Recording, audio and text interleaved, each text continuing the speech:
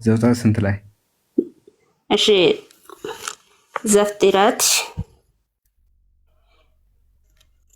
18:9 እሺ ቁጥር 1 ላይ ስንት ሰዎች ናቸው ነው የሚለው?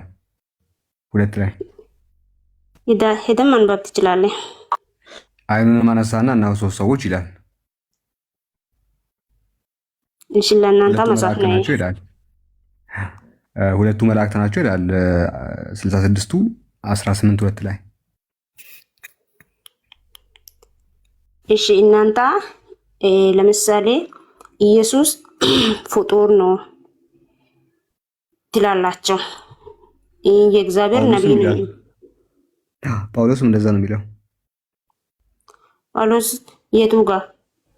ኤፌሶን 4:4 ላይ ኢየሱስ ፍጡር ነው ይላል። እሺ ይሄንን ጨርስ። እሺ ስንት ሰዎች ነው የመጡት? 3 መላእክት ናቸው ሁለቱ። መልአክ የሚባል እዚህ ጋር የለም። 19 ላይ አለ። ሁለቱ መላእክት ይላል። ተከትለሽ አልቆ ሁለቱ መላእክት ናቸው ይላል አይሉም። እነርሱም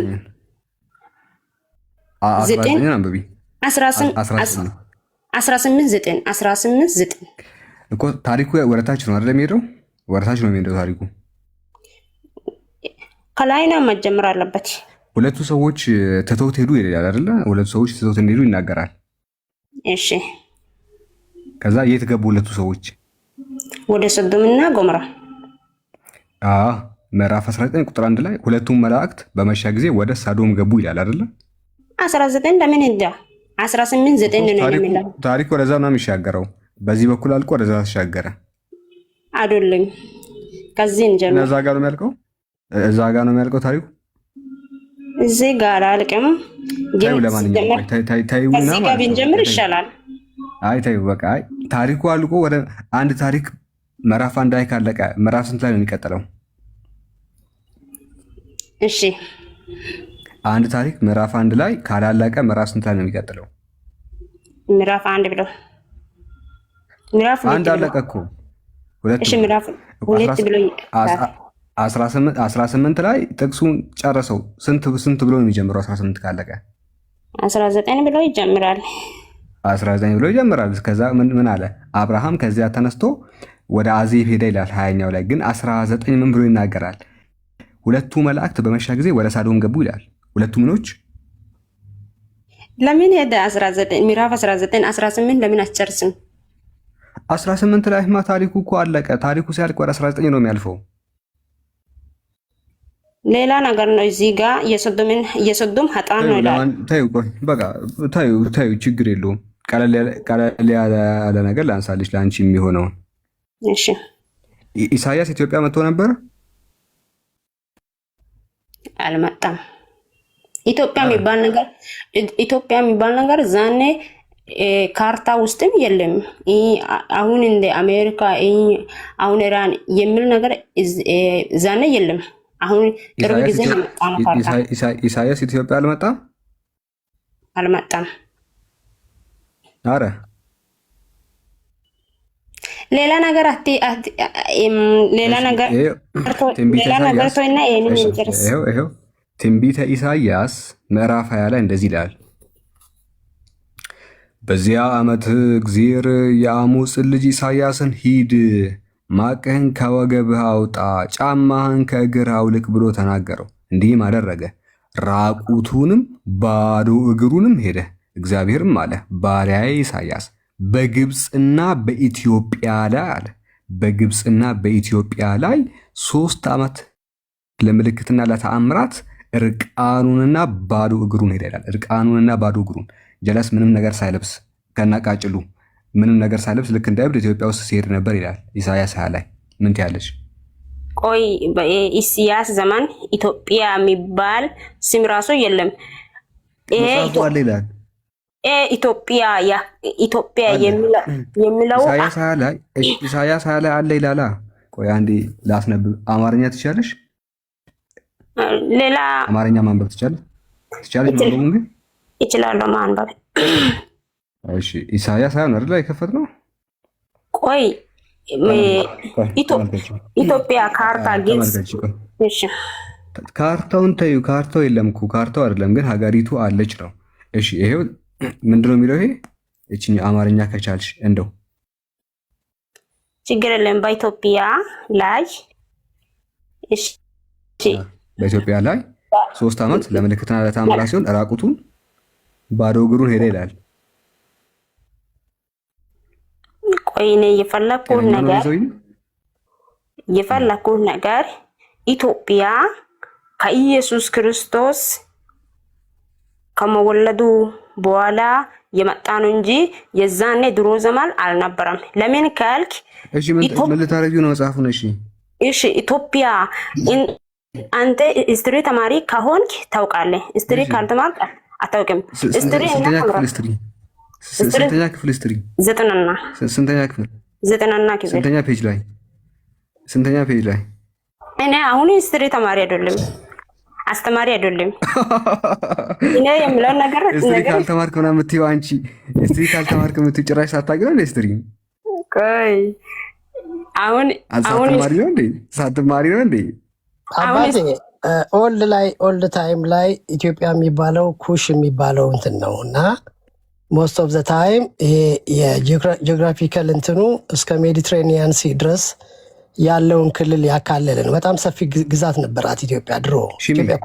ኩሽ የሚባለው ያ ነው አባትዬ። እና እያልኩ ያለሁት አውቃለሁ እያልኩ ልክ ናት እሷ። ምን መሰለህ ልንገርህ፣ ኢትዮጵያ የምትባለው እንደዚህ አይነት ካርታ ያላት አርኖ በትክክል መሳሌ እንደዚህ አይነት ካርታ ያላት ጥንት ዘመን አለ እያልኩ አይደለም። ከላይ በኩል ደግሞ ኤርትራ፣ እዚህ አካባቢ ደግሞ ጅቡቲ። እቺ ከድሮም አለች እያልኩ አይደለም። ግን ይሄ መጣሪያ ከጥንትም ነበረ። ታምናለሽ? ኩሽ በሚለው ኦልድ ላይ በሚለው ወስዳለሁ እንጂ ኢትዮጵያ ትራንስሌሽን ላይ ነው፣ ትርጉም ላይ ኢትዮጵያ ተብሎ ተተረጎመ። ከረንትሊ ጥንት አባዬ ቆይ ልጨርስ። ከረንትሊ አይደለም። የዚህ ቃል ዕብራይስጡ ምንድን ነው? ወይ ግሪኩ ኢትዮጵያ ግሪኩ ምናምን ማለት ነው።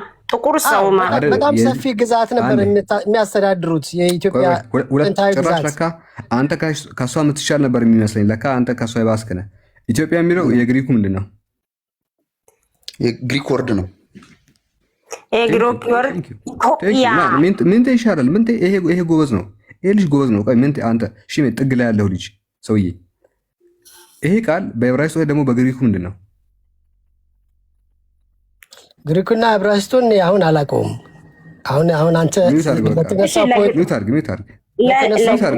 በጣም ሰፊ ግዛት ነው። ሁለታችሁ አንድ ናችሁ። አንተ ወንድ ሆንክ እንጂ ማለት ነው ከእሷ ጋር እኩል ነህ። ምንም አእምሮ አትንካኝ።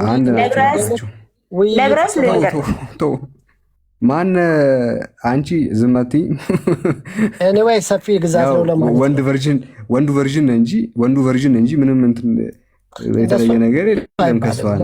ለምን አይነት ንግግር? ለማንኛውም ኢትዮጵያ የሚለው ያላስፈላጊ ቃል ብናገር ደስ ይላል። ትራንስሌሽን ብቻ ሳይሆን በግሪኩም ያለ ነገር ነው። ስለዚህ ይሄን ቃል አታጣጥሉ ነው የምላችሁ። ሁለታችሁ አታጣጥሉ።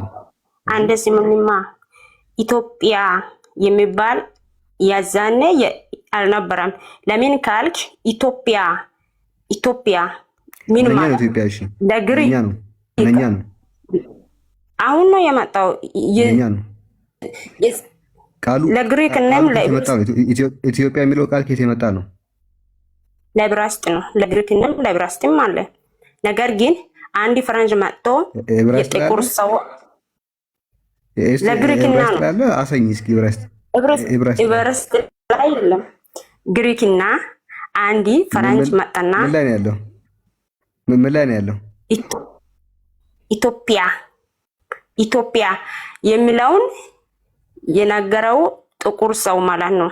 አፍሪካውያን ማለት ነው። በምንኛ? ኢትዮጵያ በምንኛ? ግሪክ ለግሪክና ነው። እንደዛ አይደለም ያልኩሽ አይደለም ያልኩ ሳይሆን ቆይ አሳይኝ እስኪ እንደዛ የሚልበትን ቦታ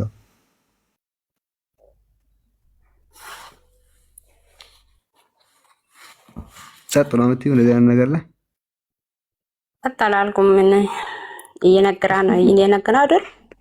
ተይ በቃ ሌላ ሰው። ኧረ ሚዩት አድርጊ። ቆይ ለምን ሄደክ? ሚዩት አድርጊ።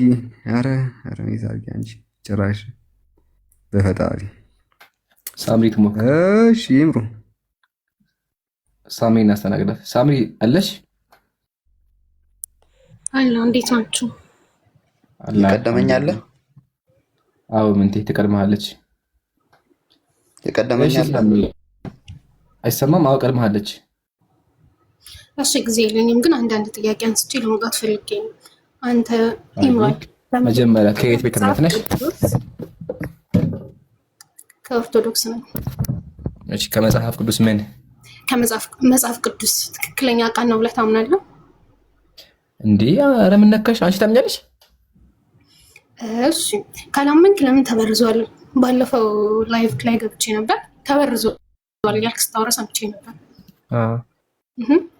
ስለዚህ በትክክለኝነቱ አምነክ ነው የመበረዙን የተናገርከው። እሱ ላይ መጣልሻለሁ፣ ግን መጀመሪያ መጽሐፍ ቅዱስ የውሸት መጽሐፍ እንደሆነ እስማማ። እስኪ ይሄን አንብቤ ምንድን ነው የሚለው? የቱ ጋር? ልጅ ወንድሜ እጁን በቀዳዳ ሰደደ፣ አንጀቴን ስለው እርሱ ታወከች። ምን ማለት ነው? እጁ ምንድን ነው ያደረገው? አውዝ ቢላ። እሺ ይሄን ባላየ ለፈ በቃ አላየሁት። ይሄ ምንድን ነው የሚለው? እሺ እሱን ተውና ጥያቄ መጀመሪያ መልስልኝ። ተበርዟል ትላለህ? መጽሐፍ ቅዱስ ተበርዟል? ታምሪያ አንብባትና ከዛ አስረዳሽ። ችግር የለውም። እሺ እስከ አንብባት ምንድን ነው የምትለው? ኧረ አንተ ምን አይነት ነገር ነው የምታመጣው? ቆይ ያ መጽሐፍ ቅዱስ አይሻ መጽሐፍ ቅዱስ ምን አይነት ነገር የሚያስብል መጽሐፍ ነው? ምን አይነት ነገር እስኪ ነበብ አድርጋት። አይሻ ሳምሪ ከመበረዝም አልፎ ሰው ፊት የማይነበብ መጽሐፍ ነው። ህዝበ ክርስቲያኖች አምነክ ነው ወይ ተበርዟል የምትለው? እሱን እኮ ላስረዳሽ ነው። መጀመሪያ ግን ካልሆነ ትክክለኛ መጽሐፍ አይደለም እየተማርን ስለሆነ እያነበባችሁ እንስማ። መበረዙን እኮ አትናገርም ነበረ። ትክክለኛ መጽሐፍ አይደለም ካል እሱን አስረዳሻለሁ። መበረዝ ምንድን ነው አስረዳሻለሁ። ችግር የለውም። መቼ አታስቢ። ግን አንድ አቢባታ እንድንስማማ እኮ ነው። ችግር የለውም። ከዛ አስረዳሻለሁ እሱ ማለት እንደሆነ። እስኪ አቢባት ያሳፍርሻል ሳምሪዬ፣ ግን ሞክሪው። ችግር የለውም። በቃ እንደዚህ ሰው ፊት ለማንበብ የሚያሳፍር መጽሐፍ ከሆነ እንኳን አምላክ ቃል ሊባል ቅዱስ መጽሐፍ ራሱ አይባልም። ቅዱስ መጽሐፍ ሰዎች ይጠቅማል እንጂ ሰው አያሳፍርም። ግን አይሻ ሳምሪ ምን አይነት መጽሐፍ ነው አልሽው? ስለዚህ መጽሐፍ ቅዱስ የአምላክ ቃል ከመሆንም አልፎ ሰው ፊት የማይነበብ ነው። ይሄን ይዘሽ እናትሽ ፊት አታነቢው። ይሄን ይዘሽ ለልጅሽ አትሰጪው። ስለዚህ ይሄን መጽሐፍ ከልጅሽ መደበቅ አለብሽ። ልጅሽ ካገኘው አለቀልሽ። በቃ ልጅሽ ይሄን መጽሐፍ ካገኘው ይሄን አንብበው በቃ አለቀለት። ሌላ ለምን ውስጥ የሚገባ ለምን እዚህ ጋር የትክክለኛነቱን ማረጋገጫ ስታይ ያ ኦርቶዶክስ ነሽ ያንተ መጽሐፍ ቁርአን ትክክለኛ ነው የምትልበትን እንትን ብቻ በቃ እሺ፣ ይሄን ጨርሰናል። ችግር የለውም። ስለዚህ ሳምሪ አንዴ ባንቺ ቦታ ላውራ አንድ ጊዜ አይቻልም። ቆይ ምን ህግ አለ? ድጋሚ ምን ካንተ ተወርዳለህ? ህግ ጠብቅ። እሺ ሰዓትም የላትም እሷ። ሳምሪ ጨረስን። ይሄ መጽሐፍ ልጅሽ እንዳያገኘው ስሚ፣ ልጅሽ እንዳያገኘው። ልጅሽ ይሄን መጽሐፍ ካገኘው ይሄን ቢያነብ ሂዶ ሌላ ነገር ነው የሚያደርገው። ያው የዳሪ አቀማመጥ ሁለት ጡቶችሽ እንደ ሁለት መንታ የሚዳቋ ናቸው። አትረበሹ። እዚህ ጋር ደግሞ ሚውት አድርግ እንዴ። እዚህ ጋር ደግሞ በዚያ ጠጡት ምናምን ቼኔ እሰጥሃለሁ አይሻ። ስለዚህ ከልጅሽ ጠብቂው እንዳያገኘው ልጅሽ። አሁን ይሄን ከጨረስን ታዲያ መበረዝ ማለት ማን ነው ካልሽኝ፣ እኛ ሙስሊሞች የምናምነው አስቀድሞ አምላካችን ያወረደው ኦሪት የሚባል መጽሐፍ ነበረ። አምላካችን ሱረቱል ማኢዳ ቁጥር 56 ላይ ምን አለ? ኢና ነዘልነ ተውራተ ፊሃ ሁደን ወኑር። እኛ ኦሪትን በውስጧ ብርሃን ያለባት ሲሆን አወረድን አለ። ስለዚህ ኦሪት የሚባል መጽሐፍ አለ። ቁርአን መጽሐፍ ቅዱስ የሚባል መጽሐፍ አያውቅም። መጽሐፍ ቅዱስ ታሪክ አያውቀውም። ከጊዜ በኋላ ቄሶቹ ሰብስበው የሰጡት ስም ነው እንጂ መጽሐፍ ቅዱስ የሚባል መጽሐፍ ጭራሽ ነው የለም። ስሙ ባይብል ነው፣ ጥቅል ማለት ነው፣ የመጽሐፍ ስብስብ ማለት ነው። ዘጋ። ታዲያ ግን ኦሪት የሚባል መጽሐፍ መጀመሪያ ትክክለኛ መጽሐፍ ነበረ። ምን አጋጠመው ካልን ቤተክርስቲያኒቱ እንዳለችው አይሁዳውያን መጽሐፉን በረዙት። ገባሽ? በረዙት ወይም ደግሞ ጨምሩበት፣ ቀነሱበት። ስለዚህ ሙስሊሞች የምንላለን ኦሪት የሚባለው መጽሐፍ መጀመሪያ ትክክለኛ መጽሐፍ ነበር፣ አሁን ግን ጠፍቷል። ያው እዚህ ጋር ተመልከቱ ምን እንደሚል ኦሪት ጠፍታለች እግዚአብሔር ቃል ራሱ። ስለዚህ ኦሪት እንደጠፋ ቤተክርስቲያንም አምናለች። እኛ ሙስሊሞች መጽሐፉ እንደተበረዘ ኢቭን ደግሞ አይሻል ምስጥ እንደበላው እንደ ሽንኩርት እንደተበላ እናሳያለን። አይሻ ይሄ መጽሐፍ ቅዱስ ነው። የቀረውን ቄስ ይሞላዋል። እዚህ ጋር ያለው ቄሱ ይመጣና እስቲ ያስበው የፈለገበትን ያስገባበታል። አይሻ። ስለዚህ ቄሶቹ እንደፈለጉ ስለሚጫወቱበት መጽሐፉ ተበረዛ እንላለን። ጨረስን። ግልጽ ነው ይሄ ገብቶኛል። ያንተ ቁርአንስ እርግጥ እሺ፣ ወደ እሱ ደግሞ ልምጣልሽ። ቁርአን የፈጣሪ ቃል ለመሆኑ ሁለት መስፈርቶች ላውጣልሽ፣ ሶስት መስፈርት ላውጣልሽ። አንደኛው መስፈርት አምላካችን ምን አለ? ወለው ካነ ሚን ኢንዲ ገይሪላህ ለወጀዱ ፊ እክትላፈን ከሲራ አለ። ቁርአን አለ ከአላህ ውጭ ሌላ ሰው ጽፎት ቢሆን የአላህ የፈጣሪ ቃል ባይሆን ኖሮ እኮ አለ ለወጀዱ ፊ እክትላፈን ከሲራ በውስጡ እርስ በእርሱ የሚጋጭ ሐሳብ ያገኙ ነበር አለ። ቁርአን እርስ በእርሱ አይጋጭም፣ አይጣላም። ሁሉም እያንዳንዱ ፓርት እርስ በእርሱ የሚያጠናክር የሚያግዝ ነው እንጂ አይጋጭም። ስለዚህ መጽሐፉ የማይጋጭ ከሆነ ትክክለኛ ከሆነ አኩሬትሊ እያንዳንዱ ነገር የሚዘግብ ከሆነ ይሄ የፈጣሪ ቃል ነው የሚሆነው። ለምን ሰው ሲጽፍ ይሳሳታል። ሰው ሲጽፍ ምን ያደርጋል? ይሳሳታል። እያንዳንዱ መጽሐፍ ስህተት ይገባበታል። ኢቨን ተመከች እዚህ ጋር ምን እንደሚል በጣም የሚገርም ነገር ተመከች። እዛ መጽሐፍ ውስጥ ምንድን ነው የሚለው? ያው በዚህም መሰረት መጽሐፉ እንዲታተም ፈቀደ። ምናልባት ከግዕዝና ከአማርኛ ምንባብ ያመለጡ ቃላት ቢገኙ የመጽሐፍ ህትመት በአንድ ፍጹም ሊሆን ስለማይችል መጽሐፉ ፍጹም አይደለም፣ ፍጹም ሊሆን አይችልም። ከአንባቢያን የሚቀርብልን አሰባስበን በቀጣይ እንዲታተም እናደርጋለን አለ ቄሶቹ። ቄሶቹ ስታነቡ የደበራችሁ ነገር ካለ ስልክ ደውላችሁ ንገሩን፣ ቀጣይ ስናሳትመው እናስተካክላለን አለ። አይሽ አይደለም ችግር ስላለበት በየቀኑ ቄሶቹ ያስተካክሉታል። ደግሞ የሚያስቀው ነገር ምንድነው? ከአንባቢያን ነው። ስለዚህ አንቺ ምሳሌ የደበረች ነገር ካለ ተደውይላቸውና ሄሎ ቄሱ እንዴት ነህ? ይሄ ነገር ደብሮኛል ትይዋለሽ። ሚውት አድርግ። ስለዚህ መጽሐፉ እንደዚህ የሚጋጭ ነው። ቁርአን ግን የፈጣሪ ቃል ስለሆነ አይጋጭም። ሁሉም ታሪክ ትክክል ነው። አንደኛ። ሁለተኛ ደግሞ ቁርአን ውስጥ ተአምራት አሉ። አምላክ የወደፊትን የሚያውቀው አምላክ ብቻ ነው። እንዲሁም ደግሞ ተአምር ሊያደርግ የሚችል አምላክ ብቻ ነው። ኦኬ አምላካችን አላሁ ሱብሓነሁ ወተዓላ ደግሞ አኩሬትሊ እያንዳንዱን ነገር አስቀምጧል፣ ስለወደፊቱም እንዲሁም ተአምራትን። ሶስተኛ ደግሞ ቁርአኑ ራሱ ነው። ቁርአን ሲነበብ የፈጣሪ ቃል እንደሆነ አንድ ሰው ሊገነዘብ ይችላል። የቃላት አቀማመጡ እንዲሁም ደግሞ የዘይቤ አቀማመጡ ማለት ነው። ይሄን አንድ ሰው አይቶ የፈጣሪ ቃል እንደሆነ ይገነዘባል። ለዛ ነው አረቦች ምን ያደርጉ? ቁርአን ሲወርድ ላ ተስመዑ ለሃዘል ቁርአን ወልገው ፊህ አለ። ቁርአን ሲከፈት እንዳሰሙ አሉ። ቁርአን ሲቀራ ጮሁ አሉ። በቃ ወልገው ፊህ እየጮሃችሁ ጆራችሁ ይዛችሁ ለፉ። ለምን? ከሰሙ ቁርአን የፈጣሪ ቃል ነው ልባቸው ይገባል። ስለዚህ ልጆቻቸውና ሚስቶቻቸውን ቁርአን ጭራችሁ እንዳሰሙ ቁርአን ከመጣባችሁ ጆሮአችሁን ይዛችሁ እየጮሃችሁ ሂዱ አሉ። ለምን? አንድ ሰው ቁርአንን ካነበበ ወዲያውኑ የፈጣሪ ቃል እንደሆነ ይገነዘባል። ምንም ስተት የለበትም። ሙሉ ቃሉ ራሱ የሰው ህይወት የሚቀይር እንዲሁም ተአምረኛ መጽሐፍ ነው። በዚህ አንፃር ቁርአን የፈጣሪ ቃል እንደሆነ ማሳመን እንችላለን። ኢምራን ልጅቷ ግን ሙስሊም ነች። ናውረድ ሳምሪ ሙስሊም ነሽ?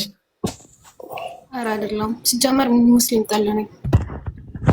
ላስገባልሽ አንዴ። በአላህ መልስ የቅድሙ ልጅ ለምን አወረኩት? እና ተመለስን አውሩ። ገዝተላክ ድጋሚ አንድ ሰው ካልተሳደበ በትክክል ካወራ በቃ ሙስሊም። ይሄ አዲስ አካውንቴ ነው። በአዲስ እኔ በዛኛው አካውንቴ ከገባው የሚያውቁኝ ሰዎች ስላሉ ለራሴ ፈርቼ በዚህ በአዲስ አካውንት ነው የገባሁት። እሱ ከሆነ ዜሮ ማንኛውም ችግር የለውም። ለማንኛውም እንጃ እኔ ግራ ገባኝ። እሺ አሁን ምን እናድርግ መሰለሽ? አንቺ በደንብ እንዲገባሽ አንዴ ፍቀጅልኝና በቃ መጽሐፍ ቅዱስን እርግፍ አገንቶ አንዴ በ5 ደቂቃ 5 ደቂቃ ስጭኝ። ደቂቃ ይዛሉ። በ5 ደቂቃ መጽሐፍ ቅዱስ ውሸት እንደሆነ አሳምንሽና ከዛ ወደ ቁርአን ደግሞ መተን ቁርአን የፈጣሪ ቃል እንደሆነ በ5 ደቂቃ እናሳምንሽ። ሳላ 5 ደቂቃ 5 ደቂቃ ምን ትያለሽ ሳምሪ?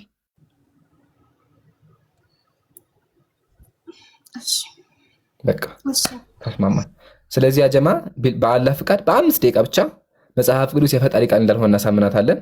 ሳላህ ደግሞ 5 ደቂቃ ብቻ ወስዶ ተአምራቶቹን አሳይቶ ቁርአን የፈጣሪ ቃል እንደሆነ ያሳምናታል። እኔ ልጀምር። ሳምሪ የፈጣሪ ቃል እርስ በርሱ ይጋጫል? አይጋጭም። የሚጋጭ ከሆነ የፈጣሪ ቃል ይባላል? አይባልም። አንዴ እስክሪፕቶ አምጣ። እሺ አይጋጭም። የፈጣሪ ቃል በውስጡ ብልግና አለ? ድንገት እኮ በትርጉም ስህተት ቃል በቃል ሊመጣ ይችላል። ያ ቃል መጀመሪያ ሲጻፍ እንደዛ ባይሆንም የሆነ ሲተረጎም አይደል? የዛን ሰዓት ቃል በቃል ልታገኘው ትችላለህ።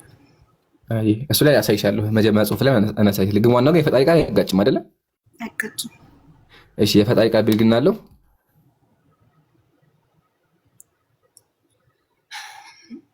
የለው። የፈጣሪ ቃል ሰዎችን በመጥፎ ነገር ያዛል አያዝም። ነገር አያዝም። የፈጣሪ ቃል ቄስ ይጨምርበታል አይጨመርበትም። ጨረሰ። ያው ለጽሁፍ ይቅርታ አይጋጭም፣ ብልግና የለበትም፣ መጥፎ ነገር የለውም፣ እንዲሁም ደግሞ አይጨመርበትም። መጽሐፍ ቅዱስ ግን አራቱም ነገር አጋጥሞታል። ጀምርልሽ ከብልግናው የፈጣሪ ቃል ብልግና የለውም ብለሻል። ብልግና ካለ የፈጣሪ ቃል አይደለም፣ ተስማምተናል። እንደዛ ከሆነ መጽሐፍ ቅዱስ እንክፈት። ያው ይታይሻል መጽሐፍ ቅዱስ ያው 81 አሃዱ ኦርቶዶክስ። እሺ አንብዩ።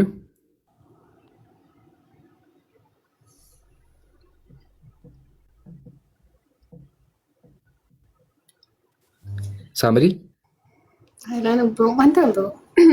በቃ እኔማ አነበው ሰው ይሰማኛል። አስገድኛ ቤቴ ይቆጡኛል ያለሽ አይሽ አይደለ? ብልግና አለው።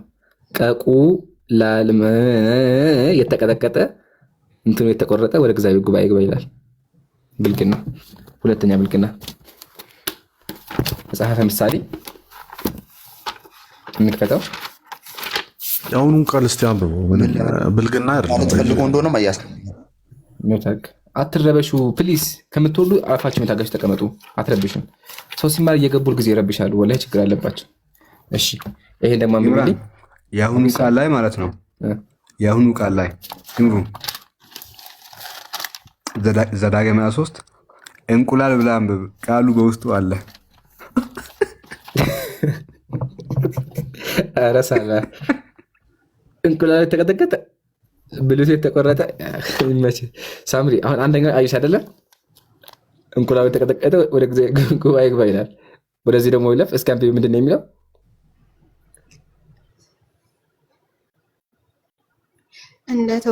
እንደተወደደች ዋላ እንደተዋበች ሚዳቆ ሁልጊዜ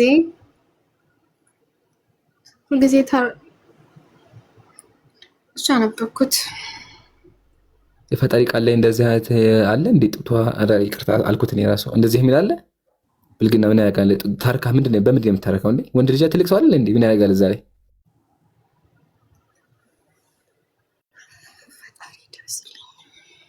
ፈጣሪ ይርዳሽ። ሶስተኛ ብልግና ላይ በዚህ እንጨርሳለን።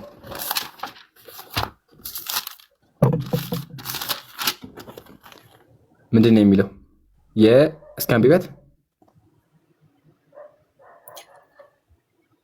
አቀማመጥ በአንጥረኛው እጅ እንደተሰሩ እንደ እንቆች ይመስላሉ። ቆይ ምን ለማለት እኮ ሙሉ ለምን አታነበውም? አንተ ብቻ በቀይ መስመረከው እሱን ብቻ ለምን ታወጣለህ? ከመጀመሪያው ልጀምር። ያ የመጀመሪያው ምዕራፍ እኮ አዑዙ ቢላሂ ሚነ ሸይጣን ረጂም። ሳላህ ሚውት ነህ ሀቢቢ። አይ ሳምሪ አይ ቲንክ ሰምተሽዋል። አንብቢ እስኪ አንቺ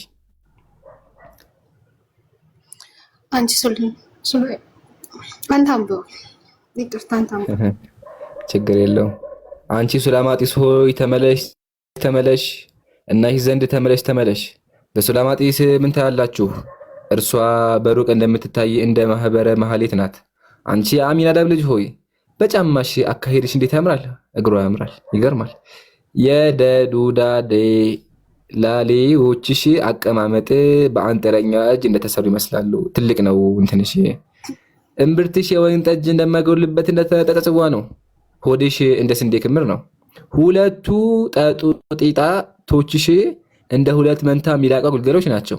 አንገትሽ እንደ ዝሆን ጥርስ ግንብ ነው ይላል። ከዛ በኋላ ቀጥሎ የሚላል እዚህ ጋር እሷ ምናችሁ ልጄ ወንድሜ አለች። እሷ ደግሞ ልጄ ወንድሜ ና ወደ መስክ እንሂድ። እሺ በወንደር እንሂድ፣ ወደ ወይኑ ቦታ ማልደን እንሂድ። ወይኑ አብቦ ሮማኑ ፍራጀጅ እንደሆነ እንመልከት። በዚያ ጠጡቶቼን እሰጥሃለሁ። ልጄ ወንድሜ ሁሉ ለአንተ አዘጋጅቼልሃለሁ ትሏለች። ናና እሰጥሃለሁ፣ ፈልገው የለ እሰጥሃለሁ ትሏለች። ከዛ ደግሞ አውቃ ምን ትላለች? ተቀጣ ተነከች። አውቃ ምን አለች እዚህ ጋር?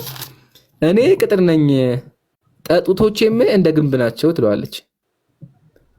ለወቱ ስብሐት በምን ሂሳብ ነው የፈጣሪ ቃል የሚሆነው? ሳምሪ ምን ትያለሽ?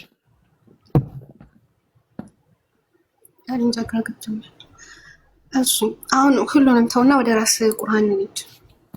አረቀው በስቴፕ ባይ ስቴፕ ነው። አሁን ላስምር። ያው እኔ አልጫንሽም፣ ግዴታ መኝ አልልሽም። የፈጣሪ ቃል ብልግና አያዝም ብለሽኛል። ያው መጽሐፍ ቅዱስ ብልግና እንደሚያስተምር አሳይቼሻለሁ። ጨረስኩኝ። ቀጣይ ደግሞ መጥፎ ነገር አያዝም ብለሽኛል። መጽሐፍ ቅዱስ መጥፎ ነገር ያዛል። አሳይሽ ሳምሪ አንድ አገልጋይሽ ሴት ነሽና አንቺ እንደ ፈጣሪ አድርግልሽና ብትደፈሪ እግዚአብሔር ማድረግ አለበት። አንቺ ለፍትህ ለመስጠት ማድረግ አለበት እግዚአብሔር። እሺ እንደዛ ካልኩ በእናንተ እንደሰማሁት ከሆነ ጓደኛዬ ሙስሊም ናት። እሷ ስትል እንደሰማሁት ከሆነ አንድ ሴት ከወንድ ጋር ግንኙነት ካደረገች ማለት ባልተፈቀደላት መንገድ እኮ ተገዳም ሊሆን ይችላል፣ ፈልጋም ሊሆን ይችላል አይደል? ግን ከአንገቷ በላይ ተቀብራ በድንጋይ ትቀጥቀጥ የሚል ትእዛዝ አለ። የለም እሱ ዝሙት ነው። ስለ ዝሙት እንመጣለን። ዝሙት በምን ይታያል እናወራለን።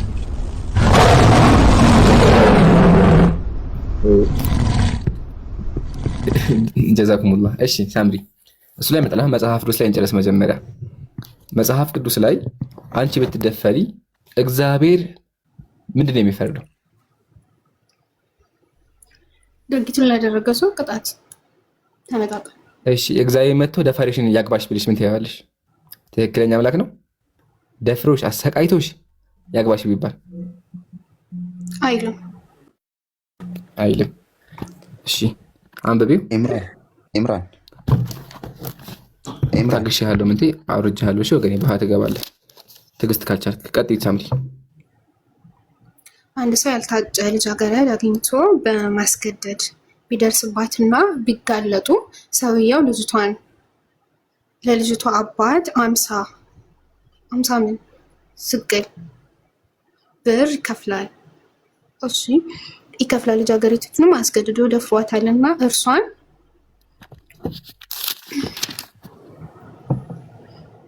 ማግባት አለበት። ያው እና ዛሬ እኮ ጎን ማየት ነው ያለብን። ሲጀምር ሳምሪ አዳምጪኝማ እንዴ። ደፍሮሽ አሰቃይቶሽ 50 ብር ለአባትሽ ከፍለው ማታ ማታ እንደፈለገ ያደርግሻል። እንደፈለገ በየጊዜው ፈታ ይልብሻል ማለት ነው። ምንድን ነው እግዚአብሔር ለምን እንደዚህ ያዘዘው? እንደዛ ሳይሆን ያው የልጅቷም ህይወት ከሚበላሽ እራሱን አግብታ መኖር። አንዳንድ እኮ አሁን ዓለማዊ ህግ ላይ ስንመጣም አንዳንዴ እንደዛ ይደረጋል። በጣም ጥሩ። እሺ እንደዛ ከሆነ ይሄ ነገር አሁን ምሳሌ እኔ ያልኩኝ አንቺ አዝቢላ። እሺ ምሳሌ ዲያቆን እንትን አንቺ አፈቀረሽ ፈለገሽና እምቢ አልሽው፣ አስገድዶ ደፍሮሽ ሊያገባሽን እኮ ማለት እኮ ነው። በቃ መንገድ አመቻች እኮ እግዚአብሔር። መንገዱ ምንድነው? የደፈረ ካለ ያገባል አለ። ስለዚህ ወንዶቹ እየደፈሩ ያገባሉ በነፃ 50 ብር እየከፈሉ። ስለዚህ ምሳሌ አንድ ዲያቆን ማግባት ከፈለገ ከሱ የሚጠበቀው 50 ብር ብቻ ነው። 50 ብሯን ይዛታል። ከዛ በኋላ ይሰጣል፣ ይደፍራል፣ ከዛ ያገባል። አምሮሽ ይቀበላል። ምንም አለባበስ ያስፈልገውም አይቀበልም። አይምሮ አይቀበልም። በጣም ገራሚ። ጨረስን። መጥፎ ነገር አያዝም፣ ዘጋ ነው። ሳምሪ መጽሐፍ ቅዱስ አንቺን ጎዶሎ ነሽ፣ ቁስል ነሽ፣ ወደት ነሽ ይልሻል እንዴ? የፈጣሪ ቃል ሴት እንደዛ ይገልጻል? አይገልጽም። እሺ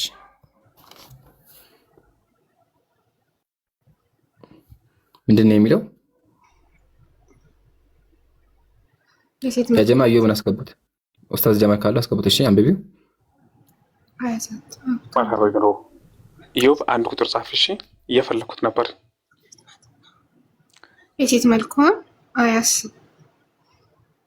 አይኑ ችግር አለበት። አያስት የሴት መልኳ አያስት፣ ሀብቷም አያስጎመጅ፣ መቅሰፍትና ጥፋት ጽኑ ውርደትም ናትና። የእናንተም ቁርአን እንደዚህ ይላል። መጀመሪያ ጨርሽ። ቁርአን እንደዛ አይልም። ቁርአን ነብዩ ሰለላሁ ዐለይሂ ወሰለም ሴቶችን አትጥሏቸው፣ እነሱ የከበሩ እንቆች ናቸው ያሉት።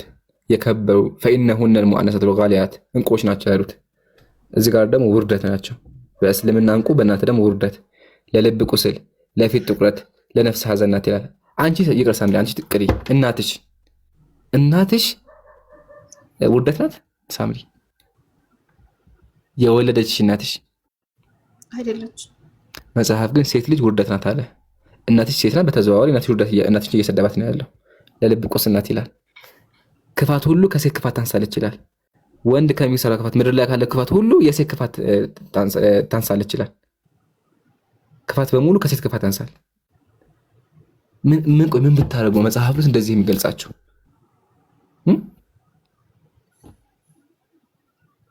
ትክክል ነው ይሄ?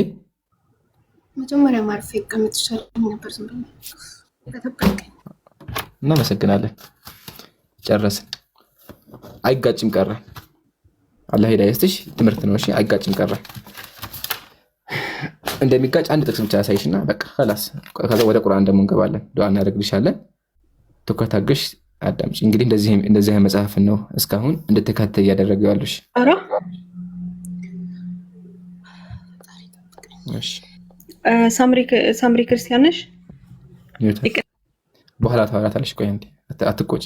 ስሜት ጊዜ ላውራ እንጂ ለምንድን ነው ድራማ የምትሰሩት? እናት ስሜ ትክክለኛ ስሜ ሳምሪ አይደለም እና ቲክቶክ ሌላ ታዋቂ አካውንት አለኝ። እዛ ላይ ከገባው ለኔም ለራሴም ለቤተሰቦቼም ጥሩ አይደለም። ኖ አይደለም። አንቺ ክርስቲያን ነሽ? አንቺ ክርስቲያን ነሽ? እሺ አሁን እዚህ ላይ ከጠየቅሽ ምን ነው ጥያቄ ተቀረበ? ያንቺን ጥያቄ ምናምን ላስተናግድ አይደለም የመጣሁት። እና እዚህ ጋር ምን ማለት ስለኝና በኋላ ለራስሽ እንዴት ክርስቲያን እንደነበርኩኝ ሁሉንም ዘርዝሬ እነግርሻለሁ። አታቋርጫ። እሺ አሁን እዚህ ጋር ምን ነው ጥያቄ ሆነ? ታወራላችሁ። ልጨርሳ መጀመሪያ ለምንድን ነው ድራማ የምትሰሩት እንዴ? በድራማ የሚከብር አምላክ አለ እንዴ? ልጅ ድራማ እየሰራሽ እኮ ያለሽ አንቺ ነሽ። አልታወቀሽ፣ ስሜታዊ ሆነሻል እኮ ተቆጥተሻል። ወላሂ አትቆጪ። እግዚአብሔር እንዴት እንደሚንቋችሁ ነው ያሳየ ነው። ውርደት ነሽ ይላል እኮ እህቴ። ሲጀመር አንቺ ትክክለኛ ክርስቲያን ከሆነ እዚህ ምን ታደርጊያለሽ? አንቺ ትጠይቅሻለሁ ራሱ። ለምን መጽሐፍ ቅዱስ ምንድን ነው የሚለው? ሴት ልጅ በማህበር መናገር አትችልም፣ ዘግታ ትኖር ነው ያለው። እስቲ ያው እንመልከተው። ሴት በነገር ሁሉ እየተገዛች ትኖር፣ ሴት ግን እየተገዛች ትኖር እንጂ ልታስተምር ወይም በወንድ ላይ ልትሰለጥን አልፈቅድም ይላል። ኢቭን ደግሞ እዚህ ጋር ምንድን ነው የሚለው? ሴት ደግሞ እንዲገዙ እንጂ እንዲናገሩ አልተፈቀደላቸውም። መናገር አልተፈቀደልሽም። እሺ፣ ስለዚህ አታውሪ። ምን ታርጊ አንቺን ብሎ ክርስቲያን ሳምሪ ታቸው። እሺ፣ እንደዚህ ናቸው። ባይ ዘ ዌይ አንድ ሰው ካልተሳደበ ጥያቄ ከጠየቀ ወደ አሁኑ እንደዚህ ነው የሚያደርጉት። ይገፉሻል። በዛኛው አካውንት የመጣው ሁሉም ያገኛል፣ ግልጽ ይሆንላችሁ ነበር። ግን ትንሽ ለራሴ ስጋት ስለገባኝ ነው በአዲስ አካውንት የመጣሁት። አታስቢ፣ ችግር የለብን። እኛ የትኛውም አካል ይምጣ እናስተምራለን። እስልምናችን መጽሐፋችን እናስተምራለን። ኸይር ግጭቱ ነውና በቃ መጽሐፍ ቅዱስን ዘግተን ድጋሚ ላይነሳ ቀብረ ነው እንቀጥላለን ማለት ነው። እስኪ እቺን አንብቢያት። የ22 ዓመት ጎረማሳ ነበረ። በኢየሩሳሌም 1 ዓመት ነገሰ። ቀጥይ። እናቱም ጎቶሊያ የተባለች የእስራኤላዊ ንጉስ የዘንበሪ ልጅ ነበረች። አካዚያስ በስንት ዓመቱ ነገሰ? መንገስ በጀመረ ጊዜ አካዚያስ በ22 ዓመቱ። ኮሜንት ላይ ጻፉልኝ። አካዚያስ በ2 ዓመቱ ነገሰ። እናቱ ስሟ ማን ነው? ጎቶሊያ የተባለች አይደለ? የእስራኤል ንጉስ የዘንበሪ ልጅ ነበረች። እሺ 22 ጥሩ መስተካረገ። እስኪ አንብቢያት።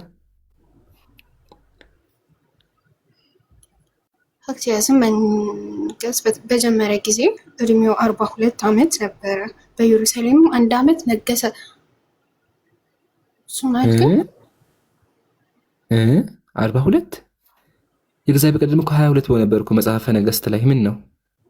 እናቱ ጎቶሊያ የተባለች የዘንበሪ ልጅ ነበረች። አካዚያስ እዚህ ጋር አካዚያስ እናቱ ጎቶሊያ እንዴ እንደዚህ ይጋጫል እንዴ?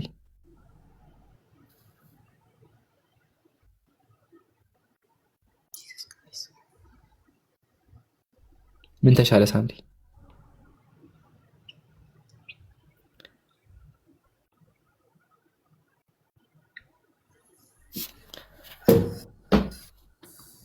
አሁን ምን ይደረግ ነገር አይገባኝ። መጽሐፉ እንደዚህ እርስ በርሱ የሚጋጭ ከእትም ይሄኛው በጥቁሩ በቀዩ በሰማያዊ ተባለ። ግራ ይግባ ወንድሜ፣ ግራ ይገባ ነው። አንተ ጋር በኋላ ጥሩ ሰው ነው። አንተ በኋላ እናወራለን። እሺ ሀቢቢ ሚዩት አገልጠብ ድል ስጡኝ። አይ በተራ እናንተ ብቻ ተናጋሪ ሆናችሁ አንድ እሺ ሚዬ ታግሳላ መሰጋለ ግን አልጨረሰም። እሺ ትቀጥላለህ። ሚዩት ተቀመጥ። እስካሁን ስለቆይህ እናመሰግናለን። ሚዩት አድርግ ሳምሪ።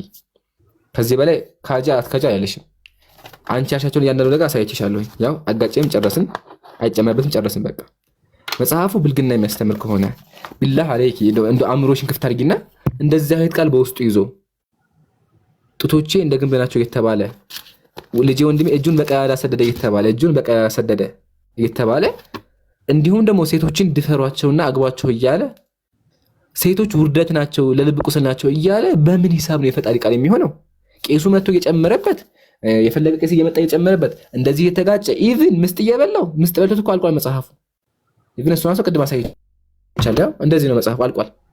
እንደዚህ ምስጥ የበላው ኦልሬዲ የተበረዘ መጽሐፍ እንዴት ነው አምላክ ቃል የሚሆነው? ምን ትያለሽ? እሺ አሁን ግልጽ የሆነ ነገር ልንገር። ሲጀመር እኔ እንጃ ፈጣሪ በሚያውቀው እኔ የራሴ መጽሐፍ ብዙ እምነት የለብኝም። ግን ደግሞ ወደዚህ ወደ እናንተ እምነት ወደ ኢስላም ስመጣ ብዙ ነገር ይጋጭብኛል። ጓደኛ ያለች ሀያት የምትባል ብዙ ነገር ትነግረኛለች። ግን የእኛን አምላክ ኢየሱስን ፍጡር ነው ትላላችሁ፣ ግን የእናንተ አምላክም እንደዛው ፍጡር ነው። የሆነ ሻሃዳ ያለችኝ ሻሃዳ ብላ የሆነ ቃል ማላ ነው እንደዛ ብቻ ብላ ስተነትን በመጨረሻ ላይ በአማርኛ ተርጉሚልኝ በምላስ ሰዓት ብቸኛ የሆነ ፍጡር ነው ይላል። ብቸኛ የሆነ ፍጡር ከሆነ እንዴት አይምታታም? ዋህዳ እያንዳንዱን እየተመለከትን እንምጣ። መጀመሪያ ኢየሱስ ፍጡር እንደሆነ ከመጽሐፍ ቅዱስ አሳይሽ፣ ፍጡር እንደሆነ እንስማማ። እሱን ተውና ቀጥታዬን ብቻ መልስልክ። አይ ኢየሱስ ፍጡር እንደሆነ መጀመሪያ መስማማት አለብና